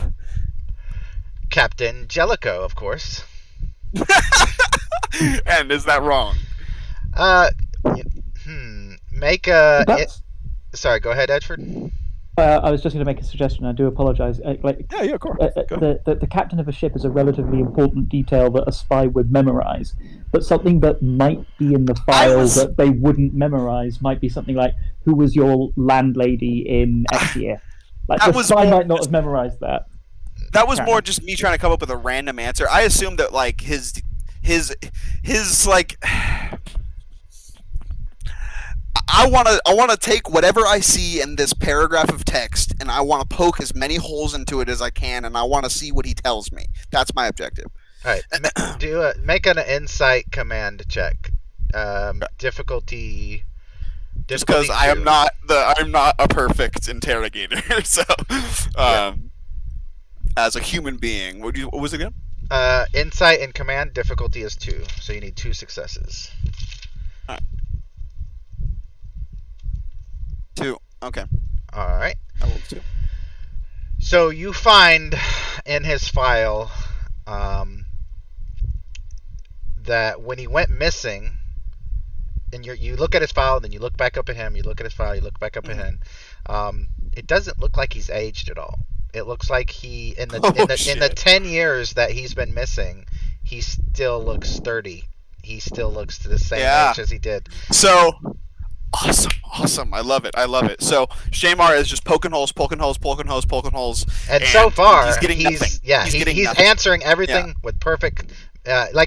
You could tell when he answers your questions. But you could tell when he answers, even though he's trying to think back, he's not really worried about that, because like in a court of law, as long as you remember the actual facts, it's not considered.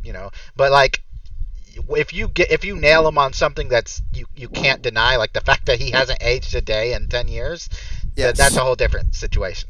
So like I was saying, I'm imagining this is a Star Trek scene where he's just fucking up, nothing's going his way, and then finally it clicks. Like, he looks to the file, and they're exact. The pictures, like the one thing he wasn't focusing on, and he just smiles, turns around, and leaves. Then he is going to hit his communicator, and he's going to... Shit. Just for reference, I have no knowledge that people were kind of like suspicious in that room, right? I have, like, what do you mean? As far as I was concerned, that, like, because you were pointing out to someone, like, there was twitches, there was some weird things going on, so right. like... Yep. Yeah, he doesn't know that. I have no knowledge of that. Nope. Yeah, so he has no idea who to fucking trust. This is like a noir film. So he's gonna go to the doctor. I mean, she's the only person that he's close to. So he's gonna walk and find her. He's not even gonna use a communicator. All right, and she is in the infirmary, I assume. Still working at her data. As far as rank is concerned, just because this sounds badass, can I just like dismiss this other guy? Yeah, no, that's pretty easy. I just like full on, like, he has like a face of just like not necessarily terrified, but just no expression. You're dismissed. He just nods and walks into another room. And Shamar is fucking terrified. He is going to do like a 180 around the doctor and look for any parasites, look for any sort of. Hey, you want me to make this worse? Hey, let me make this worse for you. Yes. You're going to the one person that was found on a parasite-infested ship to confide in? Is that what you're saying? Okay. Yes. Yes. Oh gosh. She's the only person. He was going to go to Vosky next, but we're going to see how this works out. So he checks for no parasites. I assume he does not see any. Nope. Can I check for facial? I don't disclose any information. Can I check for facial twitches? Yeah. Tamar, what are you doing? Why are you dismissing my staff? Yeah. But in that split second, is there anything I can discern from her? Is this really Angstrom? Is there something off? Make an insight and security check. Difficulty 2. Oh no. I'm so sorry that I'm taking up all the time, guys. It's fine. Inside security. You never make it to the Mariposa because he blows up the ship because he thinks that they're all parasites. Yeah, Shamar just starts killing everyone. All right, Yeah. so as 2. far as you can tell, this is the same Dr. Engstrom you met on the Olympic. She seems normal. She's just looking at a patient that came in with a headache. Nothing, until you start dismissing her staff, and then she looks at you like, what the hell? None of her staff seems suspicious. Everything seems on the up and up so far. Yeah. That was just like a badass way of entering the scene. Anyway, he's just gonna say, I've learned some, and like also I imagine not only is she terrified because of like that or just like weirded out, but I'm also doing She's like a mad. 180 around her and like, what are you doing? Yeah. And he just says, like, puts his hands on a table or something and just says, I've learned some very disturbing news. That person in that cell, and I like show him a picture. I pull out the pad I've been holding and I show it to her, and I just say, like, in a cool investigator way, you see anything off about this? She's gonna look at it for a little bit. No, they look exactly the same. Exactly. They look exactly the same. This is 10 years ago. This photo is 10 years ago. Not only that, I have learned from a very high up captain in Starfleet that I trust more than anyone in my life that these clones are everywhere. I have reason to believe that there might even be one aboard the ship beyond this person. Not only that, this person has been genetically modified to look like this person. This person does not look like him at all. This is an open and shut case for this guy, but as far as the rest of the ship, I don't know who to contact. I don't know what to do. I contacted my captain because I knew that was the best thing to do as far as Starfleet protocols are concerned, but we may die before we reach Mariposa. Engstrom drops her pad in surprise. So before we continue there, I'm gonna go to the bridge real quick because Colonel X. Yeah.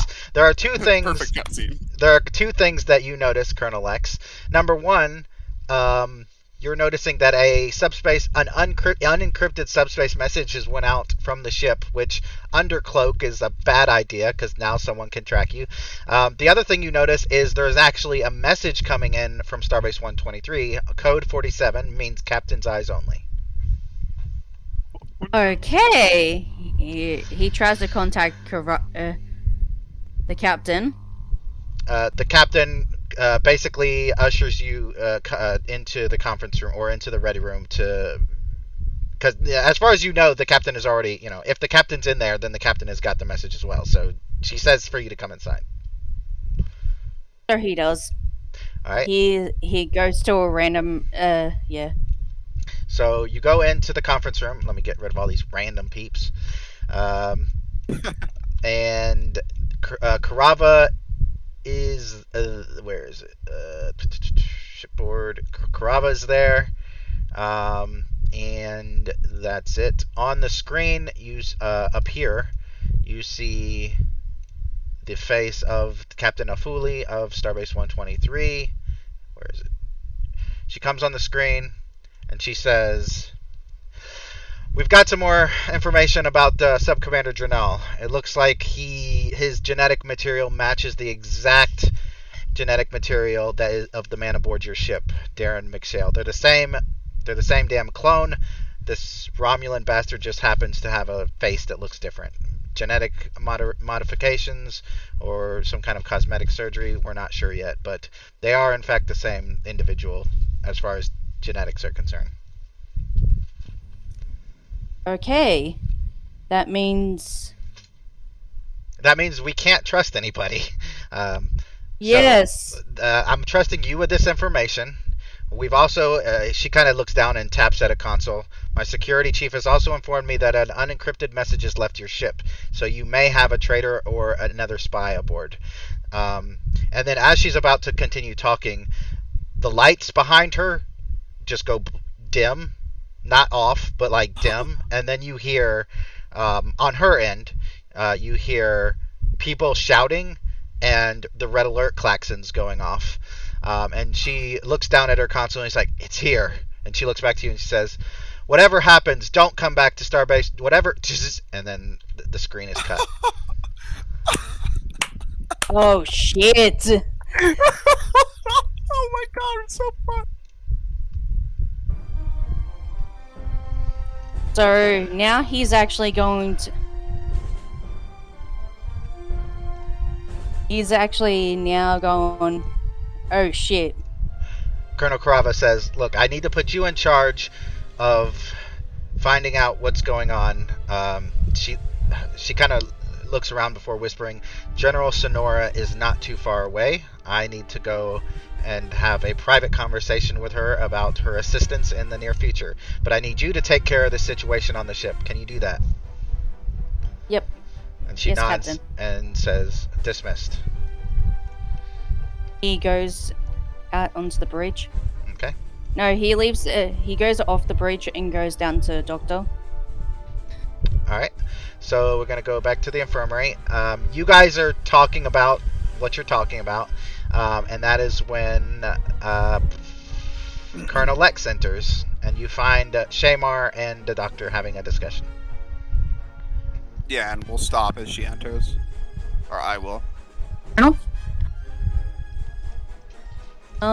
What are you doing here, security chief? I have learned some very disturbing news, and to be frank, I wanted to speak to the doctor about it before I brought it to your attention.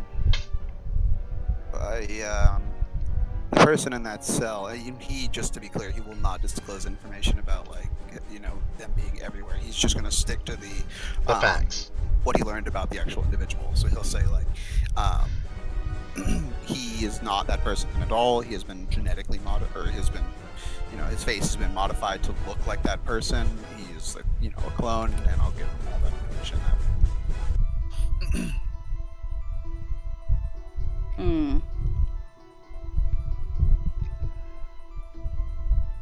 Okay, he's been doing the research. He goes and sees Lieutenant Volsky. Alright. I'm guessing Vosky isn't in that room. I'm guessing he's in a lab somewhere else. Yeah. Let me... He leaves the room and goes to see Lieutenant Volsky. Alright. Just like a quick little thing as you leave, I'll just kind of say to the doctor, maybe that wasn't such a good idea. Maybe I should have informed her, and then we'll switch gears. Alright, Lex enters, finds Vosky. I know that it's hard to trust, but we have to stay together on this. Alright, Lex enters the labs, finds Vosky and Gordon. Since I haven't done the role yet, I'll assume that the experiment where he's analysing the DNA is currently like 70% of the way through, so he doesn't have the results yet. Okay. He dismissed, Gordon. basically he dismissed Gordon. He Okay. says, "Can you please leave the room?" Yes, And sir. he dismissed anyone else in the room, other than Volsky. Okay. Everyone's gone but Vosky. And I'm just gonna move everyone's character sheets out of the away team because we're probably not gonna get to that today. My fault. He goes, "I need you to do an internal scan." Of course. What in particular are you concerned about, Colonel? Anyone that is showing the same DNA as the clone in the brig? Well, I already have his DNA on file, but I have not completed my detailed analysis. And he gestures at the machine, which is presumably running, which would go to interesting markers, unusual genetic features. Do you wish for me to run the scan immediately? Yes, now. Very well. Vosky is probably alert enough to realize that something is up, but now is not the time to ask questions. And so he goes off to a panel where he'll get the appropriate access, and he starts running that scan. And I'm just going to check his insight score. I think it's pretty good, but if it's low, then there's something he won't do. Let me just check his insight. Oh no, his insight's high. In that case, he's going to pick up that this is a tense situation, and he's going to try and make it subtle scan rather than a sort of "we are now scanning you" kind of scan. Is this just an internal scan? Yeah. Basically, you can tell that if he only asks for this, if he knows there's something up. So Yep. you know that he knows there's something up. Yep. Alright, Well, he'll use his command codes and so forth to And this is an internal take scan, the right? sensors. Yeah. Okay. Yep. So reason, reason and science, difficulty. You're scanning for parasites? Is that what you're scanning for? Scanning for No. similar genetic markers to As the the clone. clone? Oh, okay. That's going to be way more difficult. So difficulty is going to be 4. Okay. Because clones generally just look like their normal human, except with a bit of genetic degradation. So difficulty is 4. We've got no momentum, I believe. None yet. No one's really done anything to get momentum. In that case, I'm going to use 2 threat to get 2 additional dice. All right. I have a relevant focus, and I am going to cite my distrustful of outsiders value to get 2 automatic successes. Nice. Yep. So you just need 2 and- more successes. Yeah. So 4 focus applied. Yes. Reason science. 4 par. Wow. So you get your 1, 2, 3. Yep, you got your 4. As far as you could tell by the internal sensors, and this ship is pretty much a sensor. Well, actually, before I say that, let me double check the ship's. Actually, let me roll for your ship to assist, because I forgot about that.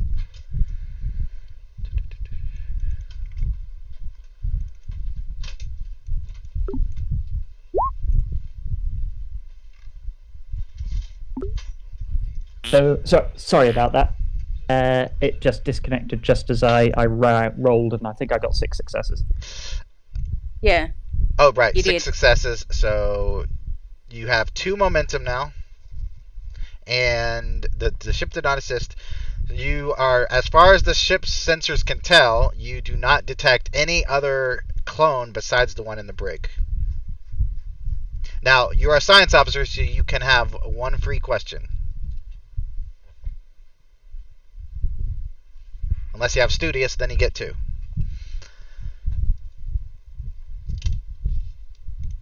There was he would say, does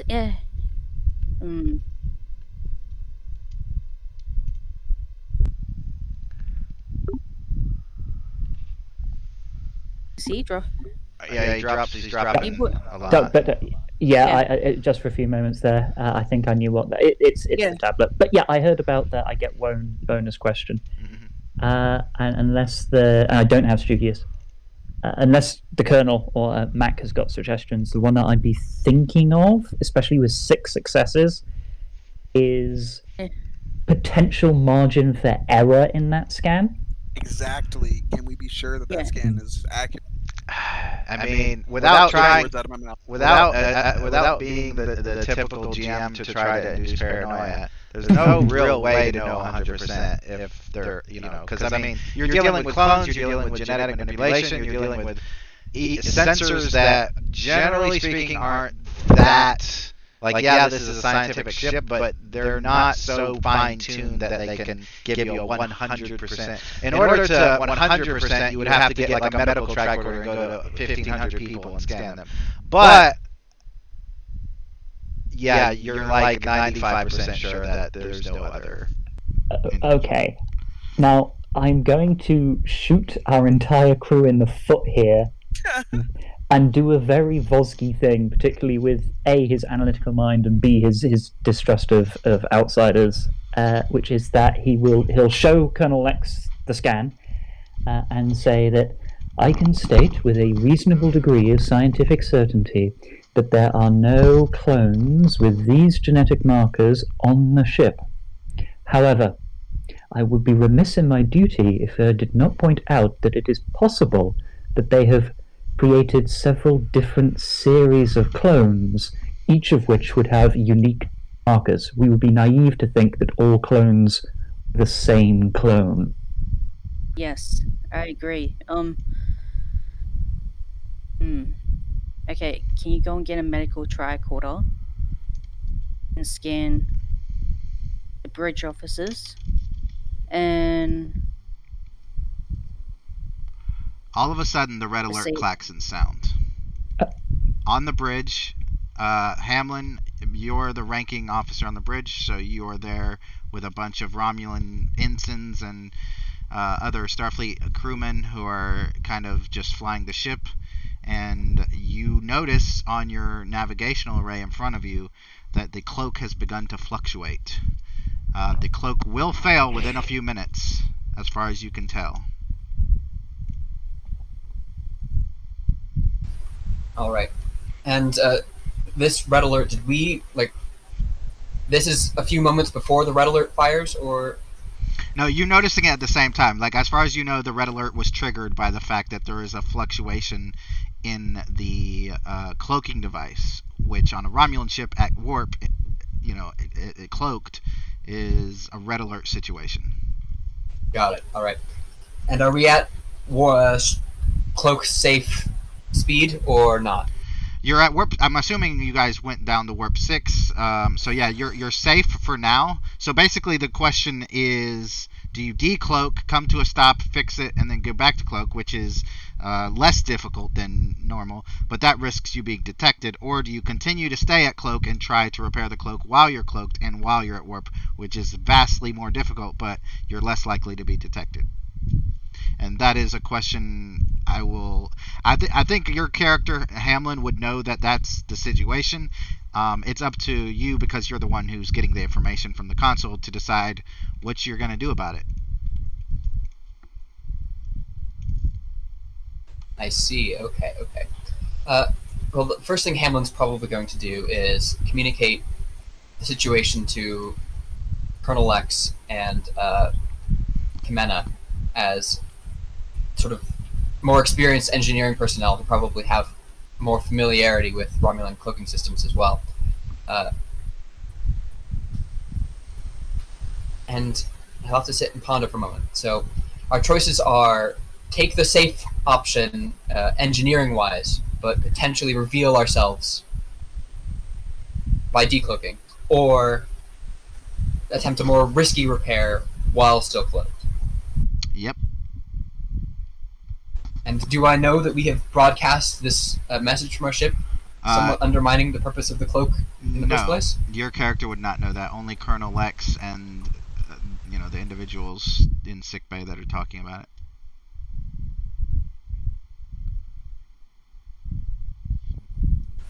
I guess what Hamlin would like to do before making any decision is ask Ximena if she believes that she is capable of fixing whatever's going on without dropping out. And if she's not, we will drop cloak, and if she feels confident, he trusts her to figure that out.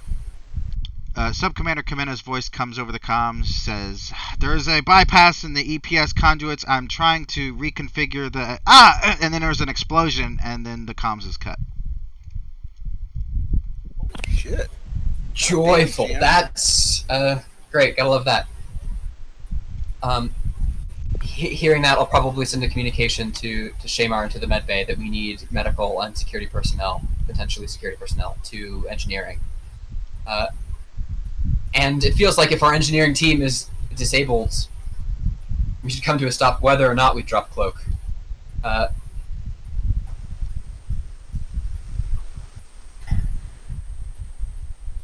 I'll bring us to a stop, and we'll keep this cloak up as long as we can. All right. Do a control and actually, you know what? This is gonna be daring and con. Daring and con because the cloak, its interference with the engines is causing kind of like a turbulence, and you basically have to kind of what's the word I'm looking for?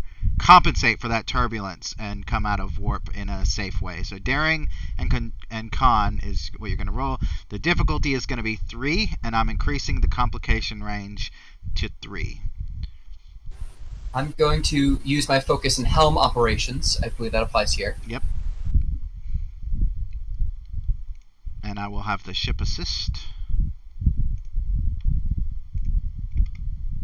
Okay, now, remind me what I can do to improve odds here. I could use momentum if we had some, right? You have 2 momentum. I could give you threat. 2 momentum? Mm-hmm. You have 2 momentum. You could give me threat. If you have any talents, you could use a determination if you think it's worth it. So yeah.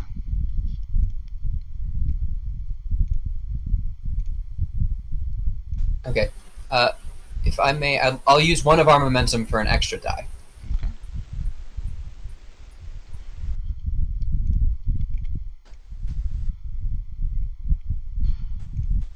Close. Nice. All right.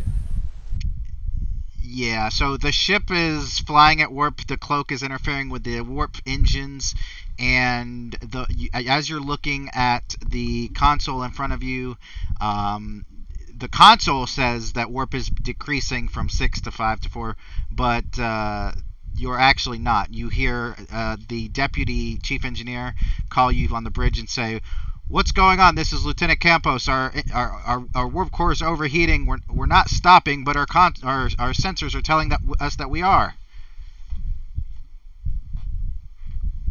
Joyful. Okay.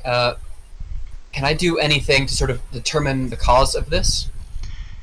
Is it computer-wise, or is that entirely down in engineering? I mean, you could, if you wanted to, you could try to roll an insight or a reason in engineering, and but you know what? What's your engineering score? Because it might be worth it to. Well, can I use my flight controller talent as the flight controller? When the flight controller is required to analyze or repair technology related to flight or propulsion, they may use the con discipline instead of engineering. Yep, that's what I was going to say. Yep, that's absolutely correct. So yeah, make an insight and con roll as you're looking at your console, trying to figure out like why this happened. The difficulty's 1. You got 2, Beautiful. So there's a momentum. So you're up to 2 momentum. As far as you could tell, it's just this is a prototype. There's glitches, there's bugs, and the fact that you guys went from warp 9 to warp 6 to try to cool off the warp core and the cloaking device. Normally that would work in a regular Daredevil class vessel. However, this prototype, like I said before, has a lot of bugs, and the system did not register that you guys had actually reduced the warp speed until much later, and that caused a bunch of technobabble to happen, so that now the cloak and the warp are both kind of at odds with each other, which then caused a feedback loop in the computer system, making the computer think that the ship was actually lowering in speed when it's in fact just continuing on the same speed. Joy of joys. Love that. So essentially all this technobabble, and basically it means like we're not braking. Yeah, basically you lost your brakes. Yeah. And your cloak. So yeah. Or you're about to lose your cloak. Is there anything about this that I can do from the bridge at all? If our computers aren't doing what they're supposed to be, it seems like it's entirely on engineering to get things working again. This, I will say, you would know from that insight and con roll that this could very easily become a cascade failure in which all departments are kind of disabled, and you would probably want to make it more of a team effort rather than you just trying to figure out, because you're really not going to be able to from the piloting console. Yeah. Like I said before, I'll call probably Colonel X and the captain if she's not engaged in more important business to the bridge. Relay to medical that they're likely needed in engineering. Scratch that likely. They are needed in engineering. Okay. Alex will tell you don't bother the captain. She's in important meetings. I'll go down to engineering immediately. Perfect. And Hamlin's just going to sort of try and direct and coordinate ship efforts from the bridge as best he can. Okay. Hey, quick question. Yep. How far away is the Silent Odyssey? Well, since you've come out of warp, it will reach you in about 25 minutes. And as for Hamlin, if you want to make a reason and con check, as you're glancing down at your passive navigational sensors, just to see if there's anything around you, anything around the ship. And I will roll for the ship. 2 for me. 2 for you. Sensors. You know what? I'll make it a security roll for the ship.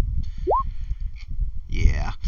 So no momentum from that. You are detecting another vessel on an intercept course coming from the direction of Mariposa, but it only lasts for about 3 seconds and then it vanishes from your sensors.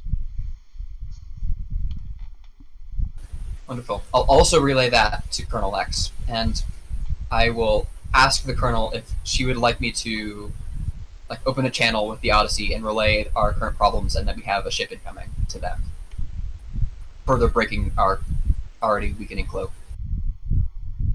He would tell you to get the Odyssey to increase speed to us immediately. I will either me personally or have bridge personnel relay to the Odyssey that we are suffering critical engineering issues, cloak is failing, and we're out of warp. And we have vessels intercept course requesting that they increase their speed. All right. We're going to jump to engineering, unless the security chief and the doctor are not heading to engineering. I'm assuming that's where you guys are going. I had an idea of going to visit Vosky, but we can kind of just simplify it down to this. I go to Vosky and ask him what the scans were conclusive, essentially, and get that information, and then we'll go to engineering. Dr. Engstrom's going to take a moment and just inject that neural parasite spray. Okay. Make sure you take that note on your... I'll update my sheet. Yeah. All right. Yep, so Vosky, if you want to... Yeah, and he's gone. And I can constantly hear it. Just every now and again, it doesn't want to pick up my voice. But yeah, so Vosky, when you find him, at first it would appear as though he's slightly bemused as to why you're there, because since we're at red alert, he's at battle stations, general quarters, whatever. He's ready to do his bit. He's like, doing this now. But when you do come along and ask that question, yeah, just relax, sir. What were the? I heard something about some scans going on. What was? Can you update me on that? Vosky doesn't particularly want to give you specifics, not because of any dislike of Shamar, but because he knows that Colonel Lex was really iffy about something, and he hasn't been told who's red, who's green. So he will tell the truth, but it will be a vague truth. Which is that there is nothing for you to worry about, Lieutenant Commander Shamar. Did Colonel who told Shamar that there was a scan going on? Was it Colonel Lex? Oh, I guess I didn't get that information. No. No. Because Colonel Lex actually made it just only Voss and him. Yeah. So I guess scrub that. He would just walk up and just say hey, can I get an update? What's going on? The ship's at red alert. He's not sure what's going on. He hasn't been called to the bridge. That would make more sense. Vosky, well, since the update about the cloak and the warp was not that wasn't broadcast generally, and Vosky's got things he can do when he knows, but he doesn't know. So he will simply say, "I have not been fully briefed. Remain at my quarters for this state of alarm. I suggest you go to your designated post in the absence of specific orders." And maybe at this moment, Hamlin will communicate into Shamar, requesting him to the bridge and informing him that we have a ship on intercept course to Mariposa. No, just take it off, I guess.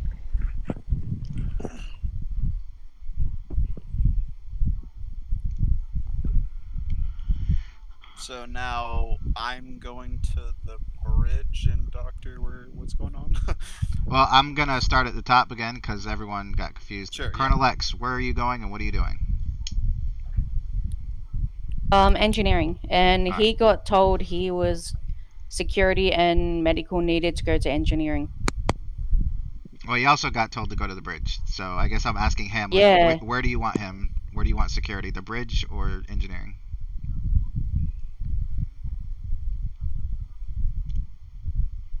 You there, Hamlin? Sorry, what was that?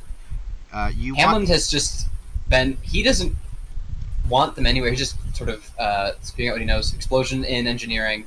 Maybe need security personnel there. We have a ship on intercept course, and maybe need someone senior in tactical position. All right. Yeah. So just stuff like that. So Colonel X, you need to figure out who you want in charge on the bridge, and Shamar, you need to decide what security personnel you want in engineering. You guys, Up to including yourself. I assume, like Worf, he would take tactical, but if that's not the case, that's fine with me. And then, what do you mean by assigning security personnel? Well, Are you talking about like the NPC specifically, or just like you're not the only security person on the ship, so you have to assign. Yeah, of people course, to of do course. things. I'm just asking specifically what you meant. Like he said, security to engineering. So he didn't necessarily say you had to go to engineering. So that's why I'm asking. Yeah, exactly. Do you want how many people? Do you want anyone there specifically? I will say. Got it. I'm asking more if it was specifically about the NPCs or just like RP in general. Yeah, I would say. I would say a moderate amount of guards around engineering. I mean, I don't have. We're only at red alert, and I don't think I've been briefed yet. Have I got to the bridge? Well, we're gonna get to that once I figure out where people are going and what they want to do. Before I have not gotten to the bridge, I would just assign a standard amount of personnel to every sector. All right. Section. Basically, Colonel X would tell Vossi to get up to the bridge to do scans of the incoming ship. Vosky will report to the bridge immediately. Also from there, he'll probably get at least data readings on the engineering problem, and so he might be able to help out there remotely as well, so he'll head up to the bridge. Alright, where's Colonel X going? Well, he has to go down to engineering to see what's going on down there. And Right. Yeah. Being operations officer and commanding officer. And yeah. What about Dr. Engstrom? I'm assuming she's going to engineering. Yeah, she'll just tell Osler, sorry if there's a mess from all this ruckus. Can you try and keep it up? We might have injuries coming in. Okay. Is she going by herself, or is she taking Oslar, or is she leaving Oslar in charge of sickbay? She might leave him in charge of sickbay in case she needs to beam someone over there. Okay. Alright, so I'm gonna first do engineering because I have it set up. As Colonel Lex, I have it set up except for Colonel Lex. As Colonel Lex enters, he finds that Dr. Engstrom has just walked in. The assistant, one of the assistant security chiefs is on the ground, Lieutenant Def. He has plasma burns all over his face and arms. Sub-Commander Kamina, same situation. Lieutenant Random Guy, also same situation. 3 individuals, as far as you can tell, at 3 different EPS conduits have been subjected to high levels of burns and radiation from the EPS conduits. So, and you have 3 guards here if you need them. And Lieutenant Philip Campos looks over to you, Colonel Lex, as you enter. He says, and he begins to report what happened. He says, the damn computer core couldn't handle the influx of information, and he just starts babbling, techno-babble at you. And he's like, yeah, the EPS conduit's overloaded when the cloak, a bug in the cloaking system interfered with the EPS systems and the warp drive and blah, blah, blah. But we're working on it, sir. I can handle the technical aspects, but the injuries are beyond my capabilities. Doctor, can you work on the injured? Yes, I can do that. And Colonel X is actually going to look through the information overload at the time it happened. So, as you're looking at it, I'm not even going to make you roll. if you do not decloak, because you're still cloaked, if you do not decloak now, you will lose the cloaking device permanently. He decloaks right now. Make a a daring engineering, difficulty 2. The ship cannot assist with this since the ship is part of the problem.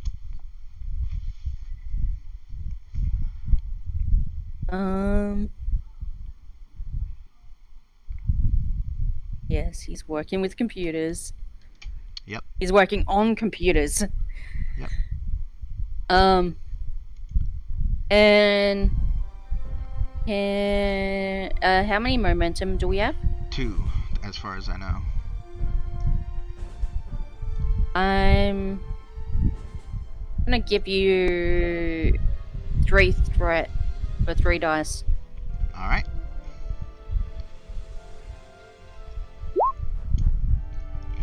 Wow. I know. That is funny. I'm not gonna lie. So the cloak shuts down. That's actually, you know what?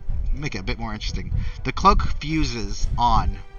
The cloak now is beginning to drain power at a considerable rate, and it is fused on. You cannot turn it off. The only way you can turn it off is physically, manually disconnecting it, which would take a lot of physical brute strength, or just wait till it drains all the power and then it will kind of deactivate itself. That's pretty much it at this point. He looks at the security chief and he goes. The security chief isn't there. He goes. He's on the bridge. And the security. He goes, "Come with me now." How many? There's 3 there. At least 1. All right. One of them goes with you to the connection port to where the cloaking device is connected into the computer core. He will assist. And the ship cannot assist. Yeah. He's gonna do this physically. Remove it from. All right. So it's gonna be a fitness and engineering task. The difficulty is 5. The complication range is 4. Okay. Y'all cool. have determinations. You should definitely use them. Yeah. So for him, he's gonna use his determination. All right. Your ship is your home. So. Ooh, nice. But yeah. And physically. And yeah, I am going to give you 3 threat. All right. I'm drowning in threat now. Sorry, you guys. Oh, don't worry. I already know what I'm gonna use it for. Oh no. What have you done? Alright, so by the way, your guard wasn't able to help. Because he's, a guard. I'm gonna always have a back plan. That's a talent if something does go wrong. Alright, what does the talent do? What does the talent do? Okay, whenever you fail, you or an ally fail a task, you may add 1 point to the group. So, I actually got 6. Yeah. Alright, so you have 3 momentum. I got 6. And I want to get rid of that complication. Alright, so you're down to 1 momentum. You got rid of the complication. You got 6, so you have 1 momentum. And you use all of your strength you didn't dislocate your shoulder because you got rid of the complication, but you used all of your strength with, maybe the guard was doing that thing where he pretends to try to help, but not really because I don't get paid for this. And you managed to yank out this massive cable from the computer core that is also connected to the rest of the ship. And I am going to actually just roll Back. a d20. Low is good, high is bad. Okay, so you do not get electrocuted by an EPS conduit and thrown across the room. You see the sparks of green energy, and you back up just as the place where the thing was connected into bursts into a green flame. And yeah, you have managed to deactivate the cloak. The cloak is off. You can tell just by looking around. However, the alerts have not ceased. Now I'm going to have to jump to the doctor as she is trying to heal. Who are you trying to heal first out of the 3 individuals, Dr. Engstrom? I'm assuming that the person I'm standing right next to is now the closest person. Otherwise, I would go for the chief engineer. Yeah, he's the closest person. So that'll be... what is Engstrom's emotional state? And this is for me trying to figure out which attribute would be best to use. Is she in a super calm mood, or is she kind of frantic, or how is she mentally and emotionally? Oh, she's definitely stressed, and again, she's still kind of, she came because she was ordered, but she's still kind of given my track record. All right, so that's gonna be a daring and medicine. Difficulty on Lieutenant Def is gonna be 2. He is not too bad off compared to Kamina. So yeah. Okay, and I will use... Let me just double check if any of my talents or focuses will help here.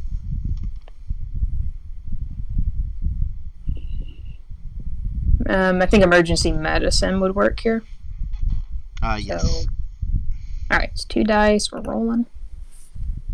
Oh my gosh, I actually healed someone for a change. He sits up. He's still burnt, but the painkillers and the adrenaline and just getting, you're beginning to heal the burn on his arm. He looks up at you and says, "Oh, thank you so much, Doctor." You're welcome. All right. Next would be Kamina. I'm assuming she's the next closest. Yes. Do you? So in this case, I'm gonna say because you are able to successfully heal someone, your confidence has been a little bit restored. So you're going to be using control and medicine instead of daring, and the difficulty is going to be 3. Okay, and did we have any momentum that I can spend? Because I would like to. 1 momentum remaining. Okay. I will go ahead and spend a momentum then to get an extra die. Okay. So it gives me 4 dice. Oh.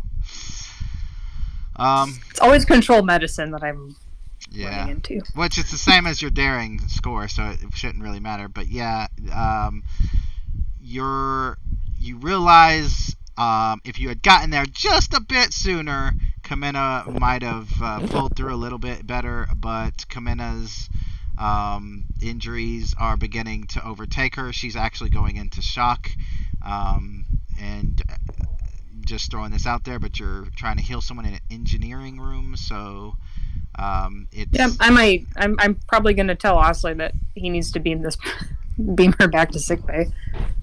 All right. And you used the last momentum, right? Yeah, I think you did.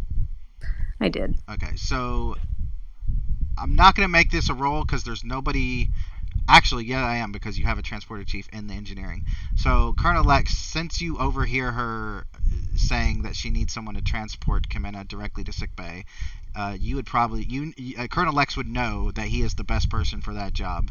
So, to do a site-to-site transport on the ship from engineering is going to be a difficulty of 3, because you are not using transporter pads. Yeah. But in this case, the ship can assist. He's focused in transporters and replicators, and Yep. his talent as well reduces the difficulty To 2. pass of 2. Does it reduce it to 2, or does it reduce it by 2? You may add 2 to threat to reduce the difficulty of the task by 2. Okay, so it's now a difficulty 1, and as long as you don't fail, you will succeed because the ship has already got 1 success. Wow. So now you have 3 momentum, and both of you are transported directly to sickbay. Let's see. First of all, cut priorities here. Get some music. Oh, sorry to the other guy still wounded there. Do you want Kamina to he's be? alright. Just give him a bandage, he'll be fine. Do you want Kamina to be beamed to the infirmary without you so that you can work on the lieutenant, or how do you want to do it? Because I assumed you were going with her, but that was my bad. No, I think it's better that I'm going with her. Okay. Jumping to the infirmary. Alex will make sure to transport the other guy dude too. as well. Okay. Yeah. So while you're doing that, let's jump to the bridge as Shamar is there, Hamlin is there, and Vosky is there. What is Shamar doing? He'll take his place at tactical. Just, I guess since he's like a ranking Starfleet officer, I guess he'd be the ranking officer on the bridge. You just say report.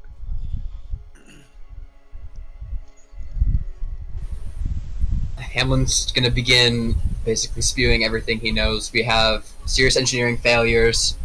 Our cloak just went down. We're unable. Helm control is limited at best, and we're still traveling at significant speed, aren't we? Now, if I remember correctly, did you guys not? Oh wait, that's right. I failed the stop. Yeah. So you're still flying, and the warp has just been manually deactivated. So you are now visible to everyone. I assume you informed me about that like fluctuation of a ship that we saw. Yes, we have long distance, vessel intercept course for 3 seconds, maybe under cloak or other interference with this engineering issues. So it's actively coming for us out of game?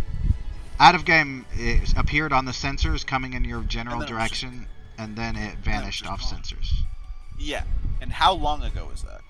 At this point, probably like 3 or 4 minutes. Okay, yeah. I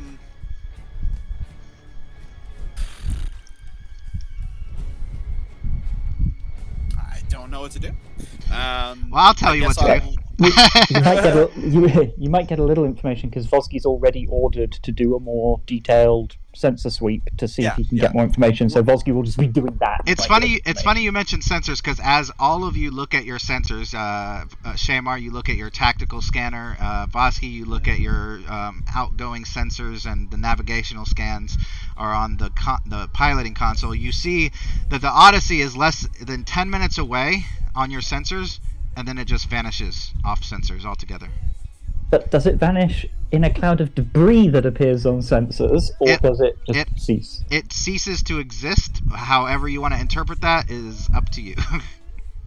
Okay, well, if it exploded, we'd find debris. Yeah, you could obviously make a more in-depth scan, just keeping in mind that more in-depth scans, even though, it doesn't matter because your cloak is deactivated, but the more you do outside of the ship, like scan, the more you're able to be detected. Yeah, well, we're our cloak's down, and we're vomiting heat and other kind of things that'll make us go like a Christmas tree, so a scan isn't going to show our position any worse than it already is. Although Vosky would recommend that we start doing unpredictable course corrections immediately, just to not be where they think we're going to be. But I'll make that roll. I'll forewarn you. I've worked out one of the things where Gilded doesn't like playing with tablets. Is every time I go out of Gilded to go to roll 20, that's one of the things that fucks it up. So I'll have to disconnect, reconnect. But it'll be fine. At least you figured it out. So yeah, Shamar will, take the full, crusher of the captaincy, look all badass, and he'll just say, give me a scan of that ship, I want to see it. What's the difficulty? I'm guessing it's reason science. So it's reason security, because you're Okay. gonna have to do a tactical scan to find this ship, because as far as your scientific sensors are concerned, it's still not out there. It's still either cloaked or just not on your sensors. So it's gonna have to be a tactical scan. Okay, reason security difficulty. The difficulty is going to be scaled, so if you get 1, you find something. If you get 5, you get almost all of it, and then you'll have to spend momentum to get all of it. Okay, all right. Here goes connection problems. I'll be back. Okay. If you want to go ahead, Shamar, and roll as well, that would help. Sure. I'll roll And for the ship. is this a situation where the ship would also assist? Yeah, I'm gonna roll for the ship. Okay, and what was the roll? It's gonna be reason and security. Okay. And it was complication range 2? Complication range is 1, but it's going to be a scaled difficulty, so if you want to, you can, use momentum to get dice, or as long Can as I you use my determination? Yeah, you can absolutely do that. I rolled twice there because I accidentally rolled once with too many dice, so I forgot to turn it down. So then I rolled it with the proper amount. All right. So I'm going to use determination. How does that work again? Basically, you look at a value and you say which of those values, or you can do directives. Directives work as well. And you can say what of those are my tapping to use a determination, which will give you an automatic critical success, which is 2 successes. Something to prove, man. Of course. he wants to be badass. All right. So you have 1, 2, 3, 4. You have 4 already. And when I give you the answer to your sensor scan, it's going to be highly narrative, so please wait until I completely finish giving you the information before jumping in. Of course. With your terrified response. Sorry. No, it's fine. And have I not rolled yet? I don't see it. Yeah. Am I doing this wrong? You got it. It rolled. So Okay. 1, 2, 3, and then a 4, 5. So you got the 5, and you'll have to spend momentum to get any more information. So the tactical scan goes out. Romulan vessels, especially military Romulan vessels like this one, is programmed to try at least to detect cloaked ships because that's their thing. So at first you do detect some minor neutrino emissions that will kind of inform you that there may be a cloaked ship out there, and that is probably at a distance of a couple of light years away, which at warp is still a few minutes, so it's not like it's going to be immediately upon you. You're detecting that although these neutrino emissions are showing you like, hey, this thing is cloaked, you're also detecting the same subspace diamagnetics interference field surrounding this thing that you found surrounding the Olympic, the SS Alcatraz, and as far as you could tell, the 2 Dederidex vessels that were reported missing, or disabled, I should say.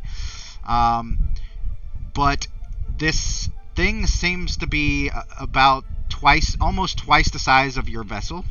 And as your sensors begin bouncing particles off it to try to detect it, you can see that the cloak is slowly peeling away to reveal it in its entirety of this vessel. And just to give you an idea of what the vessel looks like, I'm going to move you guys to the space thing. And it's now upon us, is what you're saying? No, this is probably like 10 minutes away. It's probably like 10 minutes away. So this is you guys. This is this thing. And it is now decloaked, so completely unafraid of being seen at this point. And I'm actually going to show you something else. As you're looking at your tactical scans, the interference field is really playing havoc with your consoles. If you can make any of this out, it will give you information that you also may want to glean. The neutronium alloy is probably a very important bit of information, seeing as how you guys would automatically know that sensors and weapons will be rendered useless against this thing. So you're saying this is what my tactical screen looks like? Yes, both of you. I will say all three. I'll go ahead and say that all three of you can see this, since literally all three of you can see this. I love it. So if anyone can like glean, jarbled. if anyone can glean any information from that, by all means. And of course, you guys are still going at warp 6 in the general direction of this ship coming at you. So you're essentially playing chicken. So I will let you guys decide what you want to do from this information. Suggestions. And it also, since I did, Vosky, since I did say it was a security scan, I will, for the fun of it, if it's a clarification question regarding what you see on the console, I will answer a free question from you. However, if it's something that's not on the console in front of you, then I will not answer the question. So if you have a question, go ahead. I'm gonna take a moment to look at the console. Again, Gilded Audio drops out when I'm looking at Roll20 on tablets, so I will essentially be radio silence for a few moments, but I'll be back. All right. Also, if anybody wants to spend momentum, you have 3 momentum to spend if you want to ask questions. And these don't necessarily have to be about what you see on the screen. They could be pretty much about anything, as long as it makes sense. Simply because I am new to this system and all of this just looks like, I mean, it's fucking awesome, don't get me wrong, but it's just jarbled, and I don't that's the point. I can see stuff that like I could determine, but I don't know what that fucking means. So can I use a momentum to try and like focus super hard, like Sherlock style, I'll tell you and what. see if I can get something definitive? Let's see. 1, 2, 3, 4, 5. There are 5 sections on this screen that have writing in them that are important. You can pick, first of all, roll a d6, and I will, if it's a 6, then you'll be able to choose. If it's a 1 through 5, then it will be one of the 5. Okay, so 1, 2, 3. That is a d5, my friend. Hold on one second. That could work too. Well, I'll let you pick 2 or 4. So 2. Sorry, 2 is the neutronium alloy, which is pretty easy. 4 is going to be the subspace interference detected. And this is my role to determine what this means, correct? Correct. Okay, subspace interference. So, clearly, the diamagnetic subspace interference field is being generated from this ship specifically to fuck up sensors that are trying to detect it. Yeah. So not only does it have a cloaking device, but it also is able to basically tell your sensors, you don't know what you're looking at, look somewhere else. Fucking amazing. However, the other thing you're able to kind of detect is that this supposedly Scale 8 ship is partially within subspace, so it's actually much larger than actually Scale 8. Nice. Good. So, because Vosky had to jump out there, I'll go back to in character, as Shamart just says, suggestions, kind of like trying to figure out what to do. Yeah, so I looked at I heard that the ship is way larger and it's generating this field. I looked at the image. I have one observation and one comment. The observation is we're all doomed. The parasites formed an alliance with the Necrons. Yeah. Because I know that ship. And then the second bit, and this might be a bit of a question, especially since Vosky's got a knowledge of computers as well, not as much as the kernels, but he's got a focus in it, which is that if we were getting null results, error results, those kinds of things, he'd expect the display to just say error or value not found, not hashtag at question mark 17843. So not only are they jamming us, they're like fucking with our computers. Is that what Is that your momentum, or is that your free question? Look, my free question would be like, is something being done to our computers actively that means that they're not displaying accurately? So what you think is going on is when your sensors hit this subspace interference field, it's reflecting information to you, but it's being corrupted. So it's not telling you in some cases you do see error. Like we just don't we just don't know, because you can't penetrate the neutronium alloy to such a degree that you detect, like, for example, life signs. So you are getting like error, not reading life signs and things like that. But as far as like the things on the outside of the ship, it's basically giving you corrupted information that you kind of have to use your insight to be able to figure out what it means. Okay, but it's not inside our computer mucking up our displays. No, it's not hacking you. Okay, right. Yeah. Okay, cool. You do get the feeling though that would not be beyond their capabilities though. Yeah. Well, yeah, I'll gladly make that roll if it's a roll that's available to us to use probably insight science to decrypt that seemingly erroneous information. Sure, insight science. I will love the ship assist. I will Fantastic. say difficulty is going to be 2. Difficulty 2. Okay, all right. So insight science difficulty 2. I have applicable foci. We've got a couple of momentum, I think. Yeah, you have 3, and you have. We have 3 momentum. Your We're ship- approaching end of session, so I'll consume one of those momentum. Okay. And your ship And already to get got 3 dice. two successes, so as long as you don't fail. It's just showing off. Okay, my audio will go weird again. So It is a science ship. Do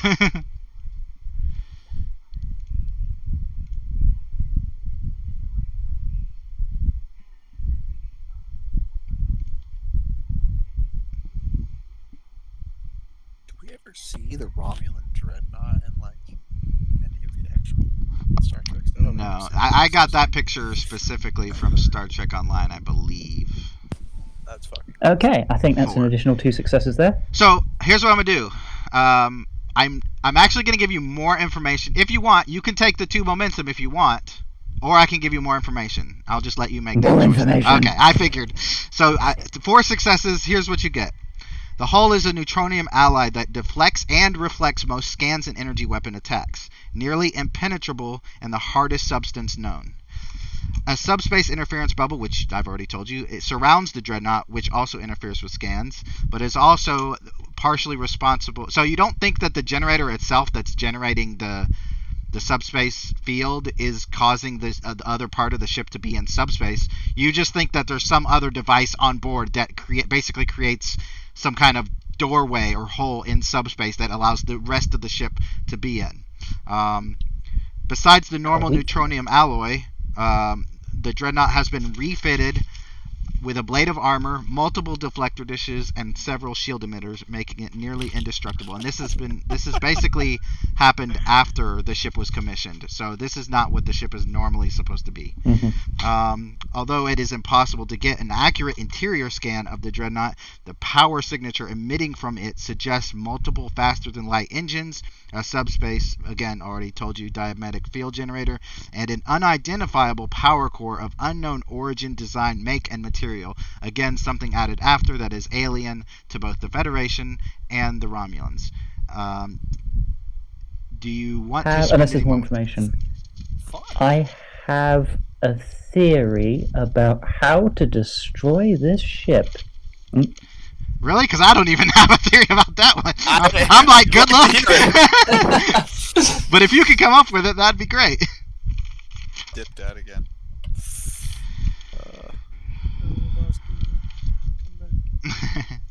I'm sure he'll be back with some genius plan. Yeah. Yep. So I'll just say, because I wanted to say this for a while. Yeah. Oh, Carry on. Sorry. never mind.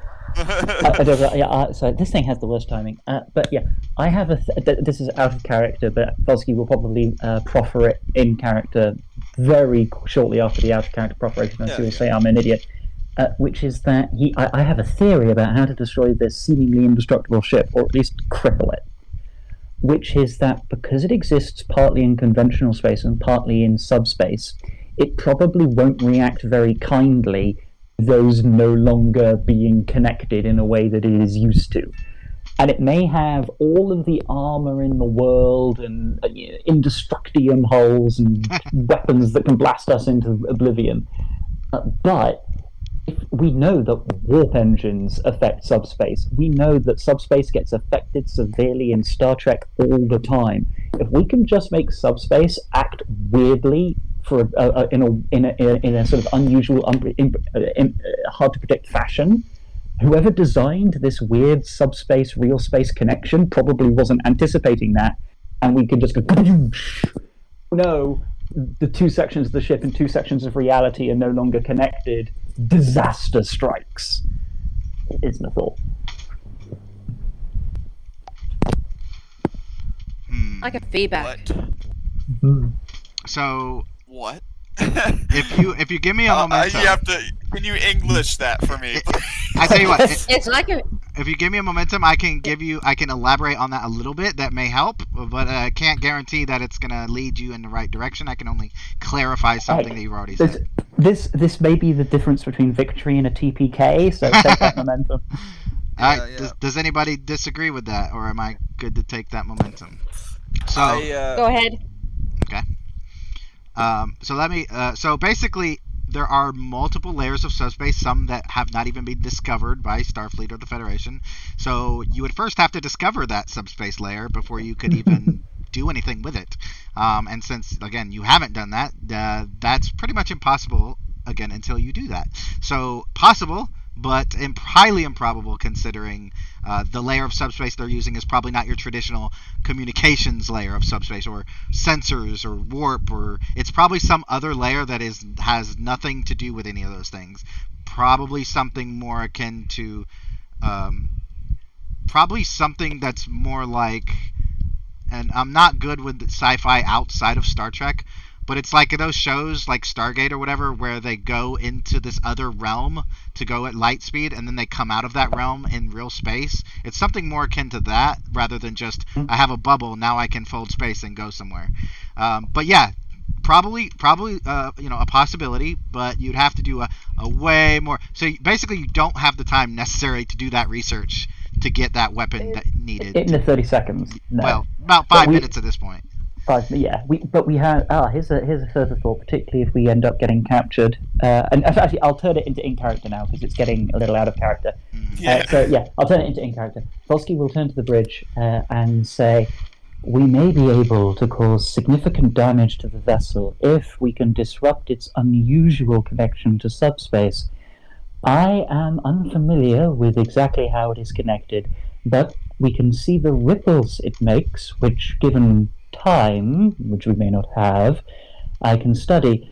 However, in the event that we are captured, taken aboard, or have access to that ship, if somebody could steal away into some of its files, its own information may give us all the information we need to disrupt its connection to subspace." Both Romulus and Starfleet would give $1 million or what? I don't know, something of high value. He says that's sci-fi. Anyway, he'll say keep that on hold for now. You know, do the calculations, blah blah blah, technobabble, and keep that on hold. Then he's going to hit his communicator and say, Colonel X to the bridge. He's going to hit his communicator again and say, Shamar to engineering, what's going on down there? Well, Lex is in the bridge, so Lex, or in engineering, so Lex, you can actually respond. Oh, okay. So maybe I hit Lex and she's already in engineering. I punched Lex in the face. No, I communicated. Basically, Colonel Lex says I had to take off the decloak. It was gonna fuse with our engine, and should give us time to be able to restore the engine momentarily. And what is going on the bridge? Aye, sir. And I'll inform her. We've got a Romulan dreadnought right on our tail. I believe that's what's happening. I'm looking at my looking at my tactical, and it's just jarbled communications. I can see nothing. There's a diametric field that is being generated from it, which I believe is the source of our problems, and it just keeps getting worse. I believe you should get up here. And a question for you guys on the bridge: are you still at warp? Do I have control of the engines? Because if I do, that's a good point. You can make another roll for it to see if you do, or to see if you jam it up like last time. So yeah, yeah. Let's do another daring. It either gets better or much worse. Yeah, like right now you're at like warp 6, but you're still heading towards the dreadnought. So yeah, go ahead and make a daring and con roll. The difficulty is gonna. What was the difficulty last time? Like 3? I think it was 3. Yeah, 3. Okay, so difficulty is 3. I'm actually gonna increase the complication range to 5 because I have way too much threat. Delicious. Okay. The ship will assist.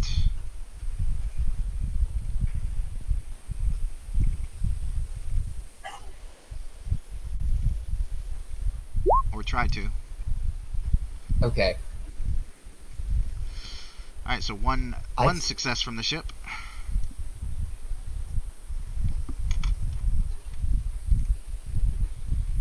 Can I spend determination to invoke my make yourself useful or have people to make proud values here to gain successes?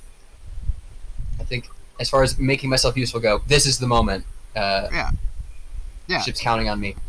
Yeah. So I can use that for 2 free successes in addition to whatever I roll? Yep. Correct? Correct. My understanding? Okay. Yep. Great. I have focus in helm operations, and let's see what we get. Ooh. Nice. Delicious.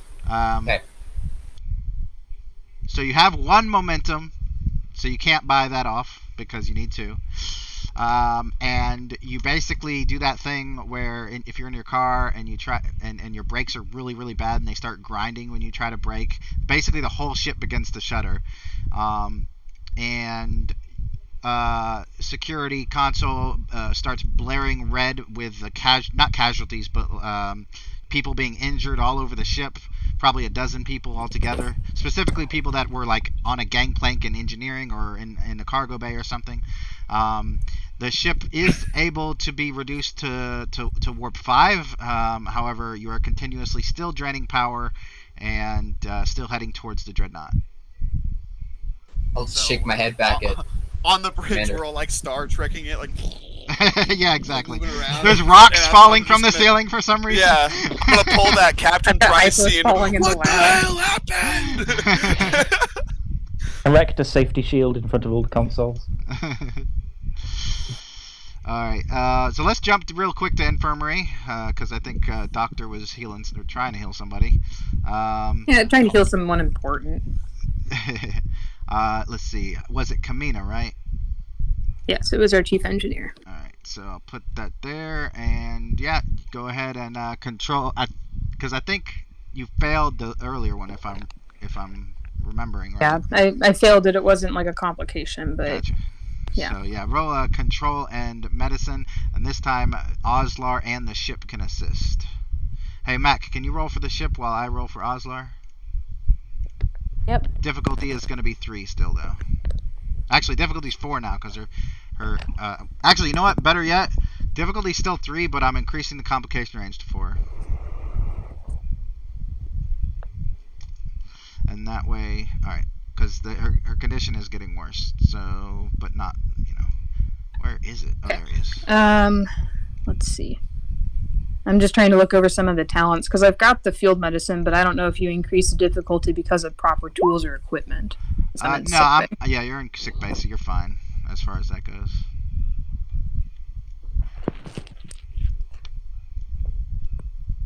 Okay, I'm probably going to spend I'm going to use a determination of I am responsible for the well-being of the crew. All right. Increase my chances of success. So that's 2 successes plus the 1 Oslar got, which is 3. So you just need to not fail. Well, actually, I think you already get it with the 2 successes. So all you gotta do is roll. You can still fail. You just don't want to get complication. Because your determination already got you the 2, so. Okay, I guess I was looking for the rolls. I didn't see it. I'm sorry. You said what? Let's see. Control and I medicine. got complication range. I missed the other part. Complication range is 4. Difficulty is 3. You basically already succeeded. You just need to roll and not roll a complication. Heck yeah! Wow. So that's all that is basically momentum. 1, 2, 3, 4. So you are guys up to 5 momentum. And you had to put her into a coma, a medically induced coma, to basically stop, keep her from going through so much shock, but she is medically, physically going to be fine. However, you are worried by the scan that you took of her memory engrams that maybe all of her memories won't be exactly as she remembers them, but otherwise she should be completely fine. Okay. I guess I'm ready for all the people coming in. They're probably wounded now. Let's see.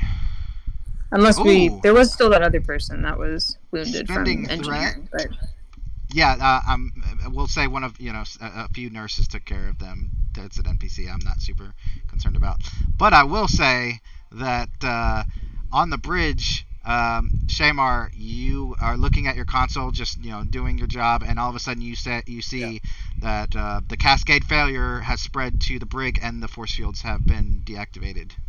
Oh. GM, I love you. Okay. Perfect. Fucking balls, dick. Fuck. Sorry. I'm on the bridge, so I'll just say security to the brig.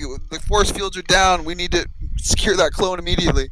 You hear a lot of static, and Yes. now God. A Romulan guard does say through the static, prisoner escape, we're en route, and then you hear disruptor beams, and then that's it. Okay, I will. Is there like a Romulan ensign or just someone I can order to relay that information or go down and see what's going on? You want to go to the brig to see what's going on? No.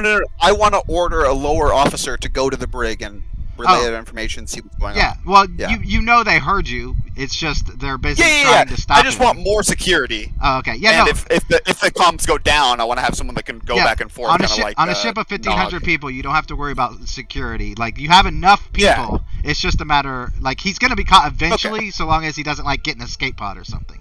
And of course he's gonna cause damage on his way out. But you don't have to send anyone from the bridge. Like, everyone on the bridge is meant to be on the bridge. Speaking of which, Colonel Lex, are you heading towards the bridge? He's on his way to the bridge. Okay. Without waiting for something to go wrong, since there has been a force field collapse, the brig's gone a bit weird, especially since Vosky has a moment, because the calculations regarding subspace will probably be running automatically in the background. He's going to double check remotely the security containment around the parasite and make sure that's sort of isolated from the things that could be going wrong. Yeah, make a reason and science roll, difficulty 1. Okay. I guess I should technically make it a reason security, but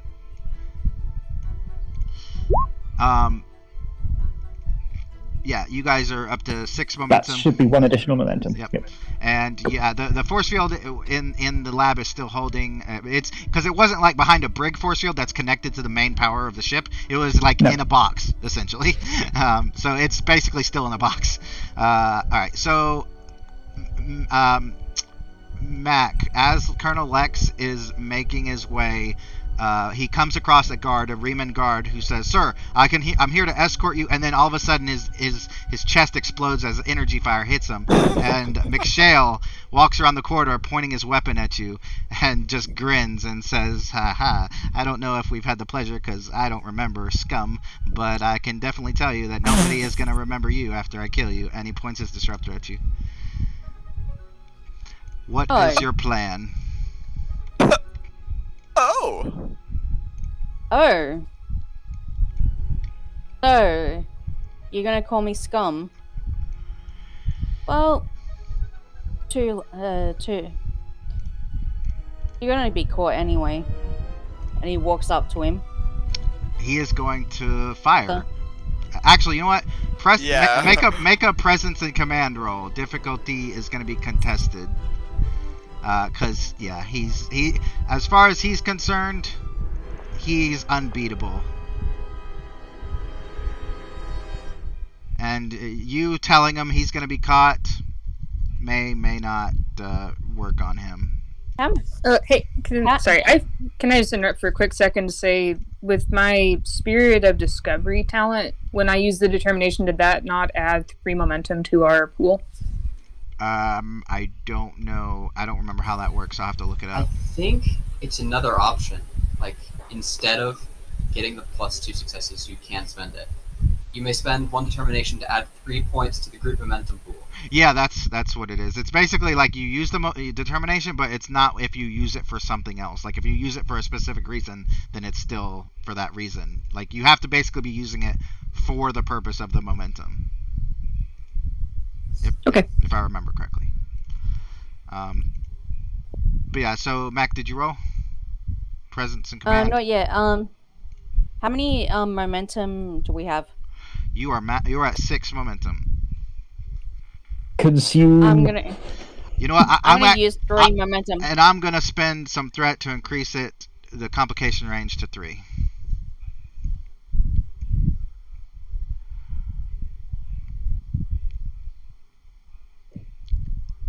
Ooh. So what do you say to him? Basically, you're gonna be caught, regardless if you shoot me right now. Ooh. He point when you say that, it distracts him. He looks around like, oh shit, I'm about to be caught. And you have an opportunity to basically disarm him. Can I disarm him? Make a daring and security roll. Difficulty is contested. Roll high.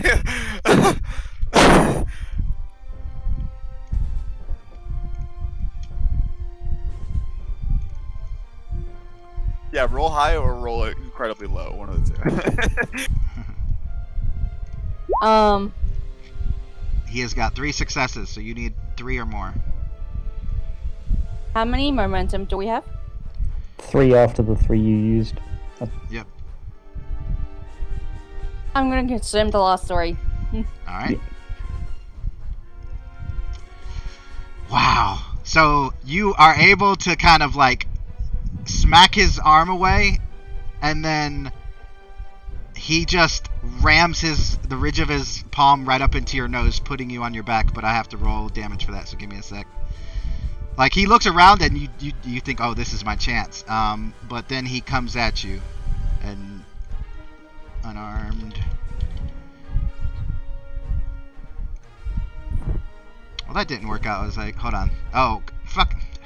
No wonder. My security's at 1. Well, that's not right. It's supposed to be 4. Alright, now we'll try it. Alright, so 1, 2. So you don't get knocked down, but you definitely get hit in the nose by his hand. And then he just turns and runs. What do you do?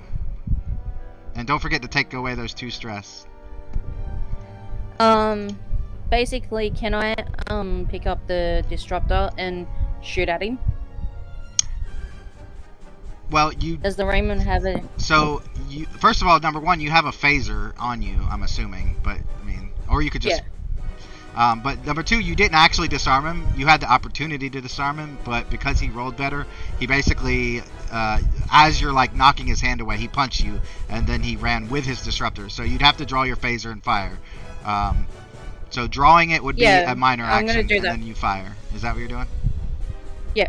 Okay. Yeah. So go ahead and make a control and security. Difficulty is 2 as he's running away. Ooh. You got a 19 there. Don't forget to put your complication range back down. So you miss, and he turns around and fires back as he's like on his way around a corner. And I'm gonna spend another threat. Yeah. Best session yet, dude. Fucking amazing. Thank you, I appreciate that. Alright, so 1, 2, 3, 4, 5, 6, 7. 7 stress removed from you. What does that put you at?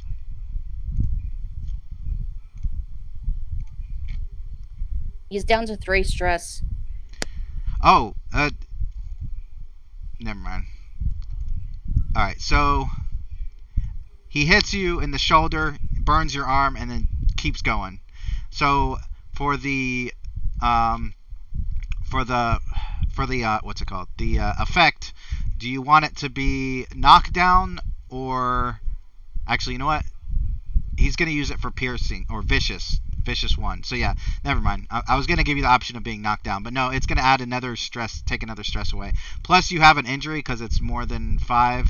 So the injury, basically your shoulder that you're holding your weapon is burned. Like you can no longer hold your weapon with that arm. You have to transfer it to your other hand, and you're not gonna be able to act before he escapes. So he gets around the corridor, and we're gonna jump back to, let's see, who hasn't gone yet.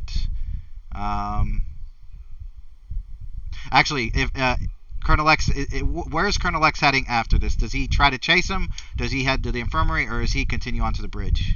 Because that determines where I go next. Basically, he tells security what whereabouts he is. Oh, okay. So yeah, and then what does he do after Lex does that? What does he do? He goes to the infirmary. All right. So in the infirmary, he rushes in to get treated, and he finds Jimenez laying there, but the doctor has put her in a medically induced coma. Dr. Oslar is there. All right. And yep, Dr. Engstrom, you see your acting commanding officer enter the infirmary with a burn on his shoulder. Take a seat, Colonel. He does.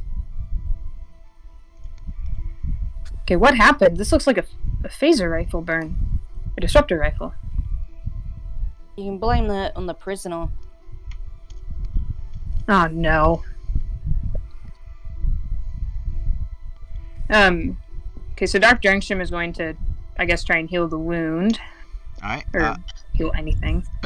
Control and medicine, I'll have Oslar assist, and the ship can assist. Can someone roll for the ship, please? If you can find it. I know I might have put it in a folder that's, well, it's in the ship's folder, so it shouldn't be that hard to find. But Mac, you could if you want, or someone else can. In the meanwhile, Shamar and Vosky on the bridge, your internal sensors detect that a disruptor has been turned to overload mode.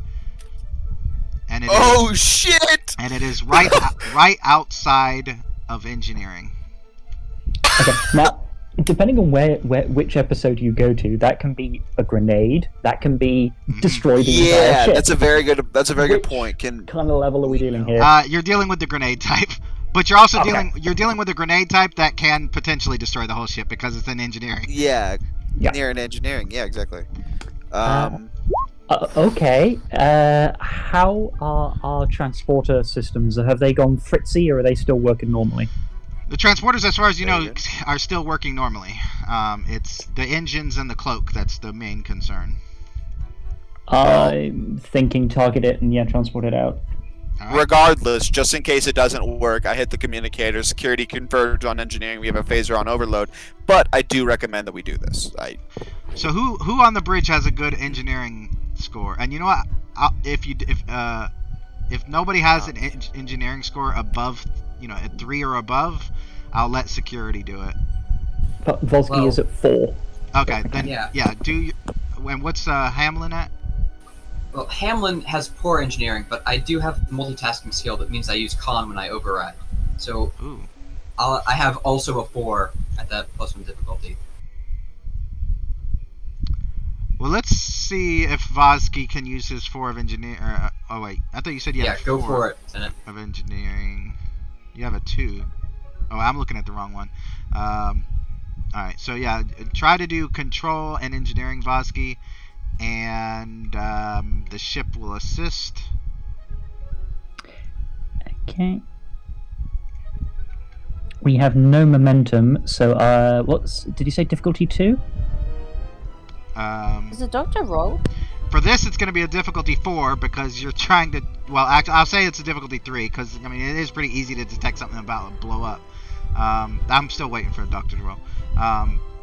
And I roll for the ship. Ship does not assist. However, I'll say security. You can assist with targeting scanners. You can roll a reason and security 1 dice to assist if you want to. Okay. I am going to use. Hang on. So, GM, is Yeah. there a difficulty too For what? for trading me, my character? What did I say it was? Because once I say something, I move on from it. I don't remember it. Like, I Yeah, assume but y'all are paying attention, to be honest.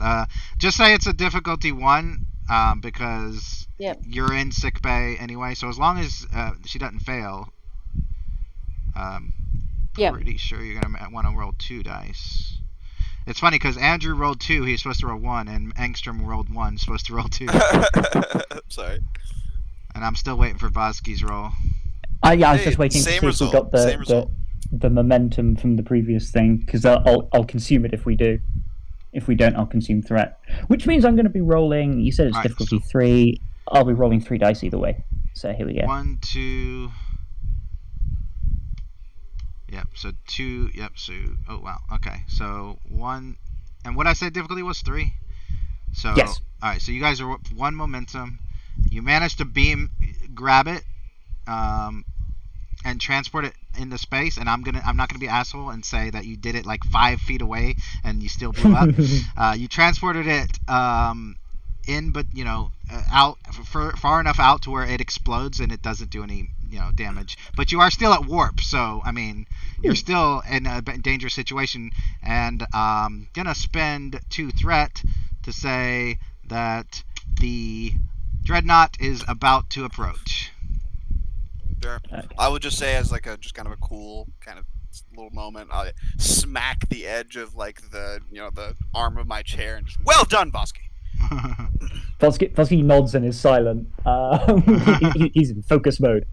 Are we still trying to get out of warp, or are we happy to remain at warp now that the cloaks we dealt with? Well, regardless, the dreadnought's approaching, so y'all have to. Shamar's in charge on the bridge until Lex arrives, so it's up to Shamar if he wants to. That's why I was trying to get Lex to come. All right. What were you saying? Basically, do you want to stay at warp or do you want to come out of warp? The more you're at warp, the more power is being drained. You're basically at like 40% right now. Basically, Lex would have ordered.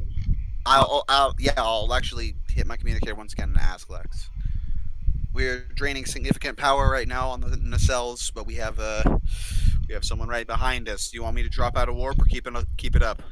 I don't know if we can maintain this chase for very long, but I don't think we can fight him either. Okay. What's around us to actually hide in?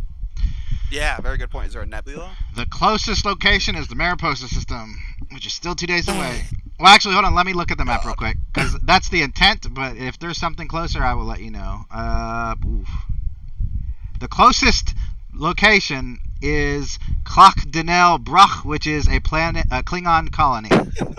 And how far is that one?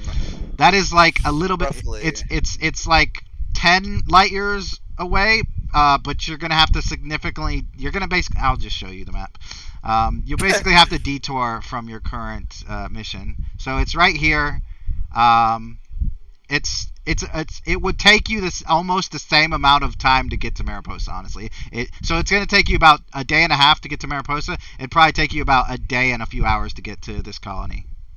And that's at warp 6, which or actually warp 5, which actually now is warp 4 because reasons. But there's no like stray nebulas or anything on the way. No, It's like space is only- really big and empty. I know. There's a lot of pictures out there that make it seem like there's a nebula every time you turn around. But Yeah, there's really yeah. not. Star Trek, like 80 fucking episodes out of every series is like there's a nebula. Yeah, that's fair. Okay. Yeah. Well, what are your orders? As we're still kind of on that communication. Basically, Do we run or fight? yeah. Basically, is there a way to use some in our engines to basically drop near their engines? Wait, can you repeat that?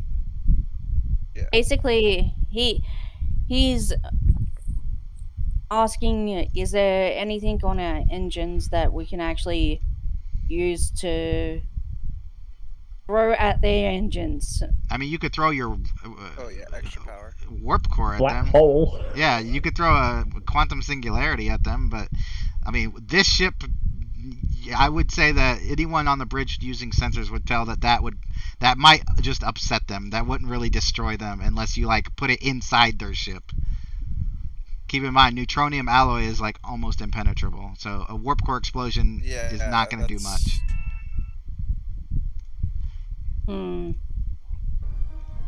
Okay. With limited helm control, our options really to run or fight are pretty hampered. Yeah. Yeah. From the helm, Yeah. Hamlin is almost certain he can't escape this vessel, potentially even with the ship at full capability, and definitely not right now.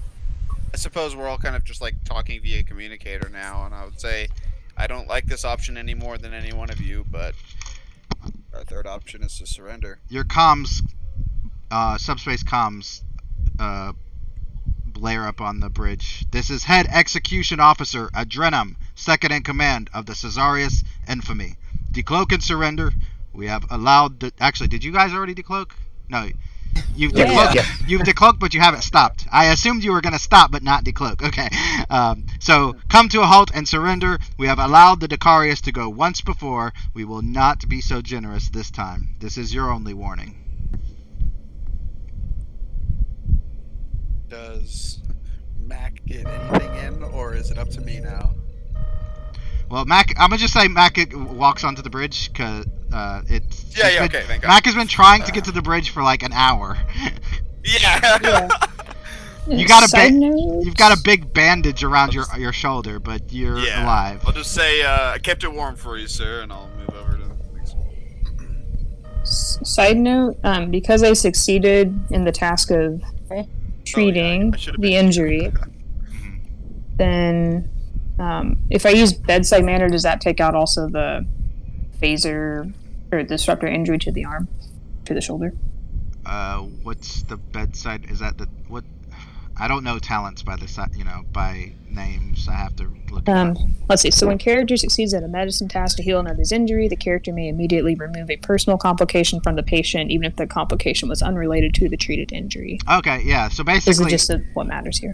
Basically now Mac or Colonel X can use that arm to use weapons or whatever that Colonel X needs to do. But yeah, on the bridge, you guys have encountered that. Colonel X, what are your orders? He looks at Shamar and he goes, he makes sure to put her on mute, and he goes, we surrender, we can get onto their ship to... Shamar like nods and is smiling the whole time. Exactly my intention, sir. blow it up from within. Yes, sir. Is there any way we can... I guess we wouldn't know until we got onto the ship, but it's like if we could hide a single phaser, or if we could... anything to... I mean, I have a knife on me. Maybe that won't be like beamed out during transport. Maybe I can save that. Does he still have his bandages on him? So does he still have his bandages? I assume so. He just I left, imagine. sick bay. Okay, he puts his type 1 phaser in In his bandages. Okay. So, Sure. alright. These bandages. My he knife goes- is keys. Oh, sorry. He goes, well, let's do it the sneaky way. Let's surrender. You mean like the Romulan and Cardassian way? Shocking. The sneaky way. Yeah. That's all they know. Also note, let's not be, once we engage take mute off, let's not tip our hand at all, unconditionally surrender. Just to chip in, is perfidy still a war crime in this setting and in this position. I will have to Google that term because I forgot what it means. Yeah, same here. That's perfidy is when you fake a surrender. There are other things that you do as well, but it's when you okay. fake a surrender Oh, and then interesting. you turn on them. Cool. I mean, I think technically and everything, yes, but it just depends. It like everything, it depends on the outcome. Like if you manage to destroy the ship and like, yeah, they were the enemy, whatever, then Starfleet is gonna be like, Also- whatever. It's that odd. Like, it's only a Also- war crime if you lose. But Starfleet, they mention it's Starfleet. They mentioned several times that like your number one opportunity is to escape. So well, yeah, to escape, yes, but fake Yeah. a surrender is like put your hands up, white flag, white flag, stab in face. yeah, yeah. But yeah, well, in that But- case, and it's a. See- I do a. No, you first, Matt. You first. See, the main point is that we can't escape it, regardless of what we do. Colonel Lex was actually looking for other options to benefit, to see if we can escape. But in all actuality, he has to do the only option that he's dealt, is to surrender, but really...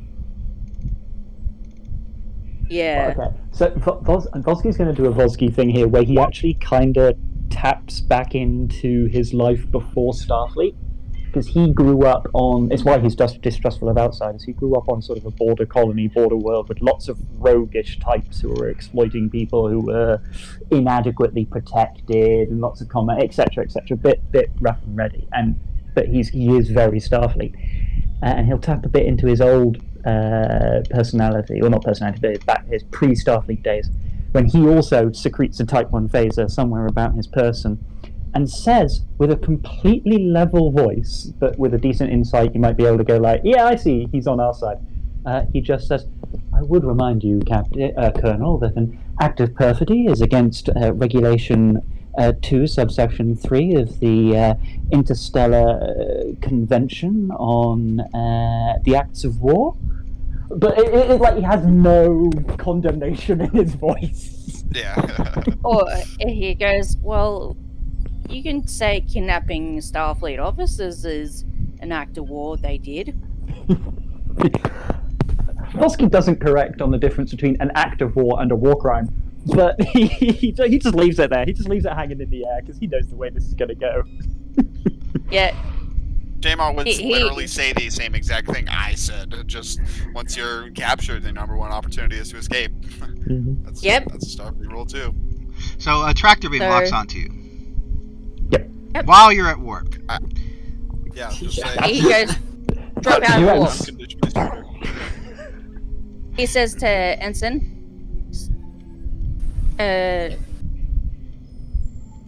bring us out of warp. And he says, we surrender. All right. First of all, Lex, make a presence and command roll to see if they believe that. I'm actually gonna roll in. Where's my dice?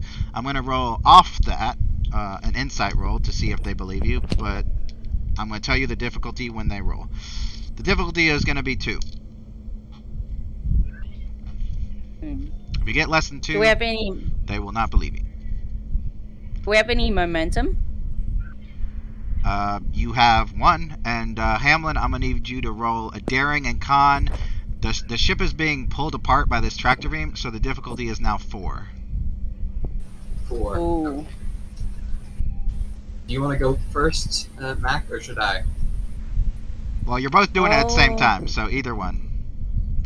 And the ship cannot assist in this instance due to the tractor beam. I'll give you 2 through it. Alright.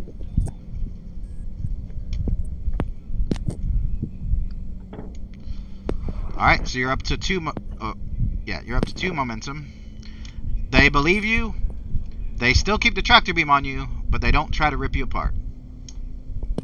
And now I'm gonna need that con roll. Well, small blessings, I guess. And you can't have the ship assist because the ship is literally falling apart. Yeah. Yeah, rest in peace to Carius. We only knew you for like an episode or 2. At least not the first few people. Oh man. This is a good way to get the adventure on track though. No, it's not. Because of what you guys did, this was all Yeah. supposed to happen way later, like when you got to Mariposa. Oh, well. And, That's fine. I don't mind. what's our lesson of the week? You don't Yeah.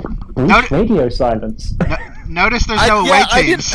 I didn't really notice that was once again an out of player. Out of game. I didn't really know that would be like very bad. I thought I thought you were asking me that so other people could trace it. And I was like, yeah, I don't mind if somebody traces it. Well, they traced it. Yeah.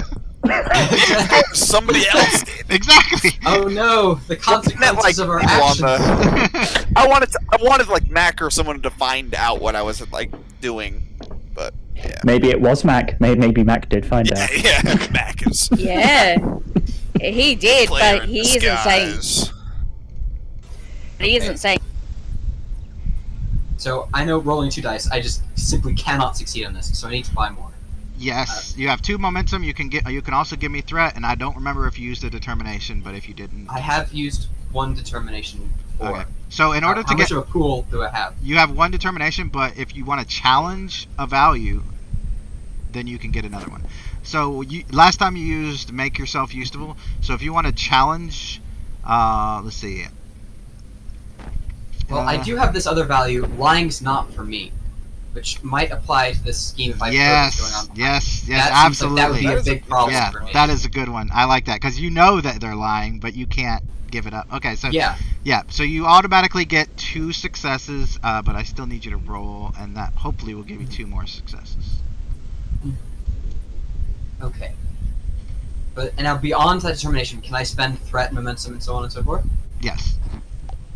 Okay, I'll spend 2 momentum to get an extra die, and then you can have 3 that for a 4th die. Because I feel like the ship exploding is the worst. Let's not rip ourselves in half. This feels like worth it.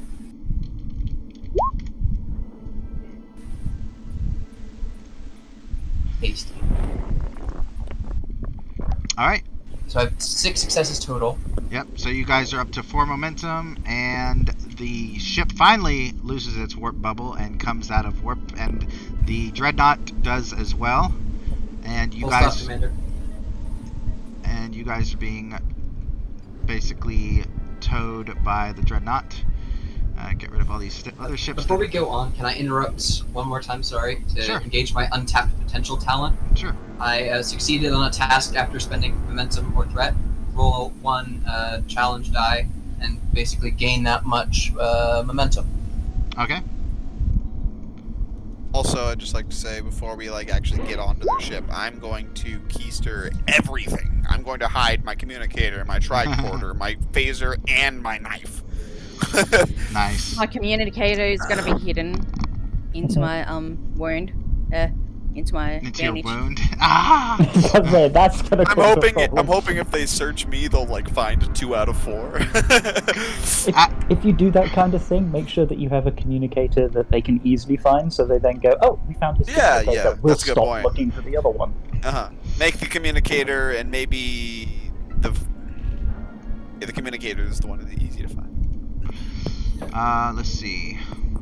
Give me just a second. I'll make a communicator and put it on my shoulder so they don't go looking. Oh, Like- genius shit! Yeah, that's awesome. Yeah. So a Borg Borg cutting beam Cutting beam. emits from the rear of the ship and begins cutting a hole like in the Best of Both Worlds in your ship, going straight through the shields like they're not even there. If you had shields, I don't even think you put shields up, but either way, it goes through the shields and cuts a hole, tractors it in with a whole other secondary tractor beam, and then a face appears on your view screen that looks remarkably familiar.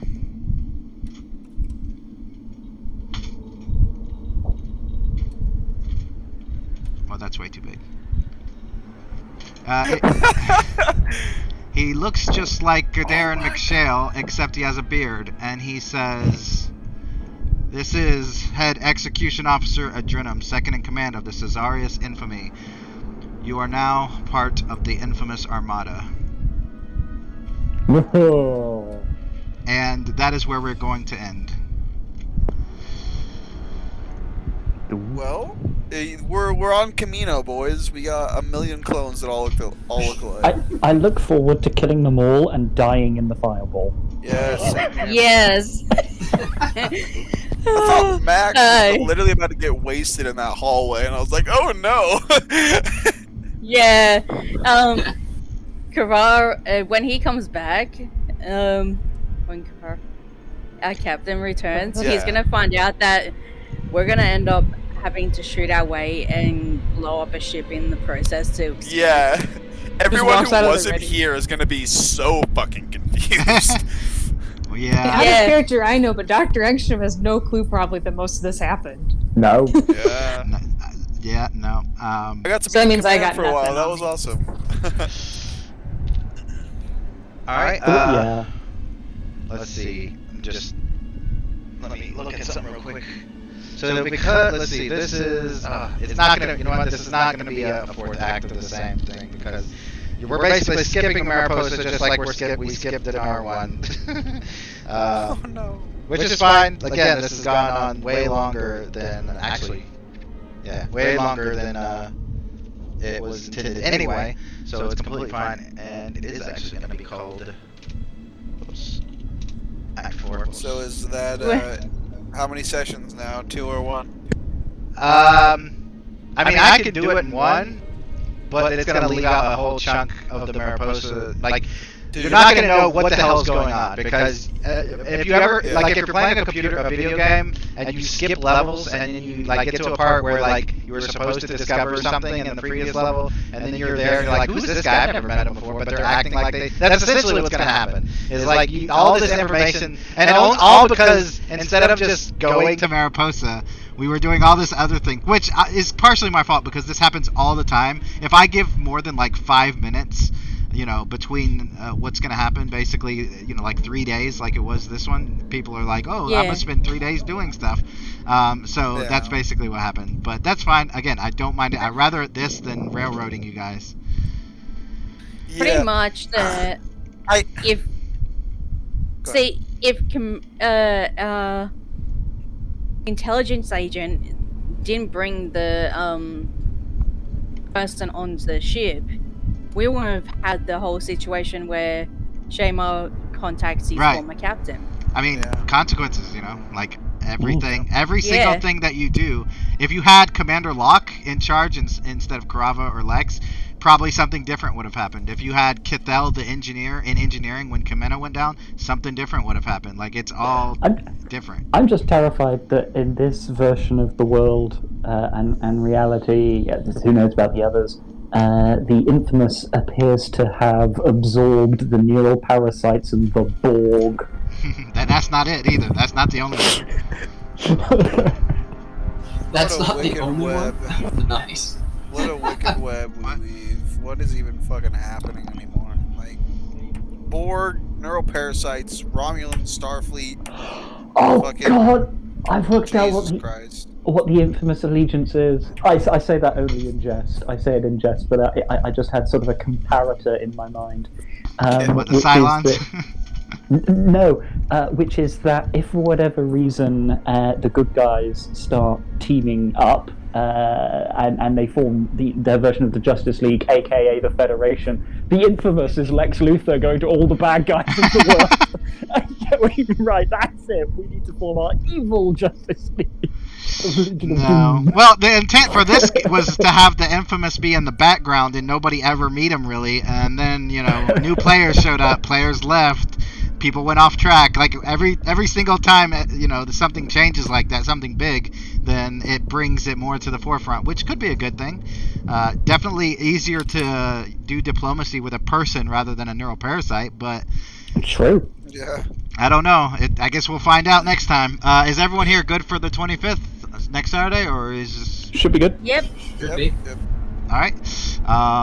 In that case, let's see. I'm gonna do reputation and milestones, but I'm gonna do it off this just because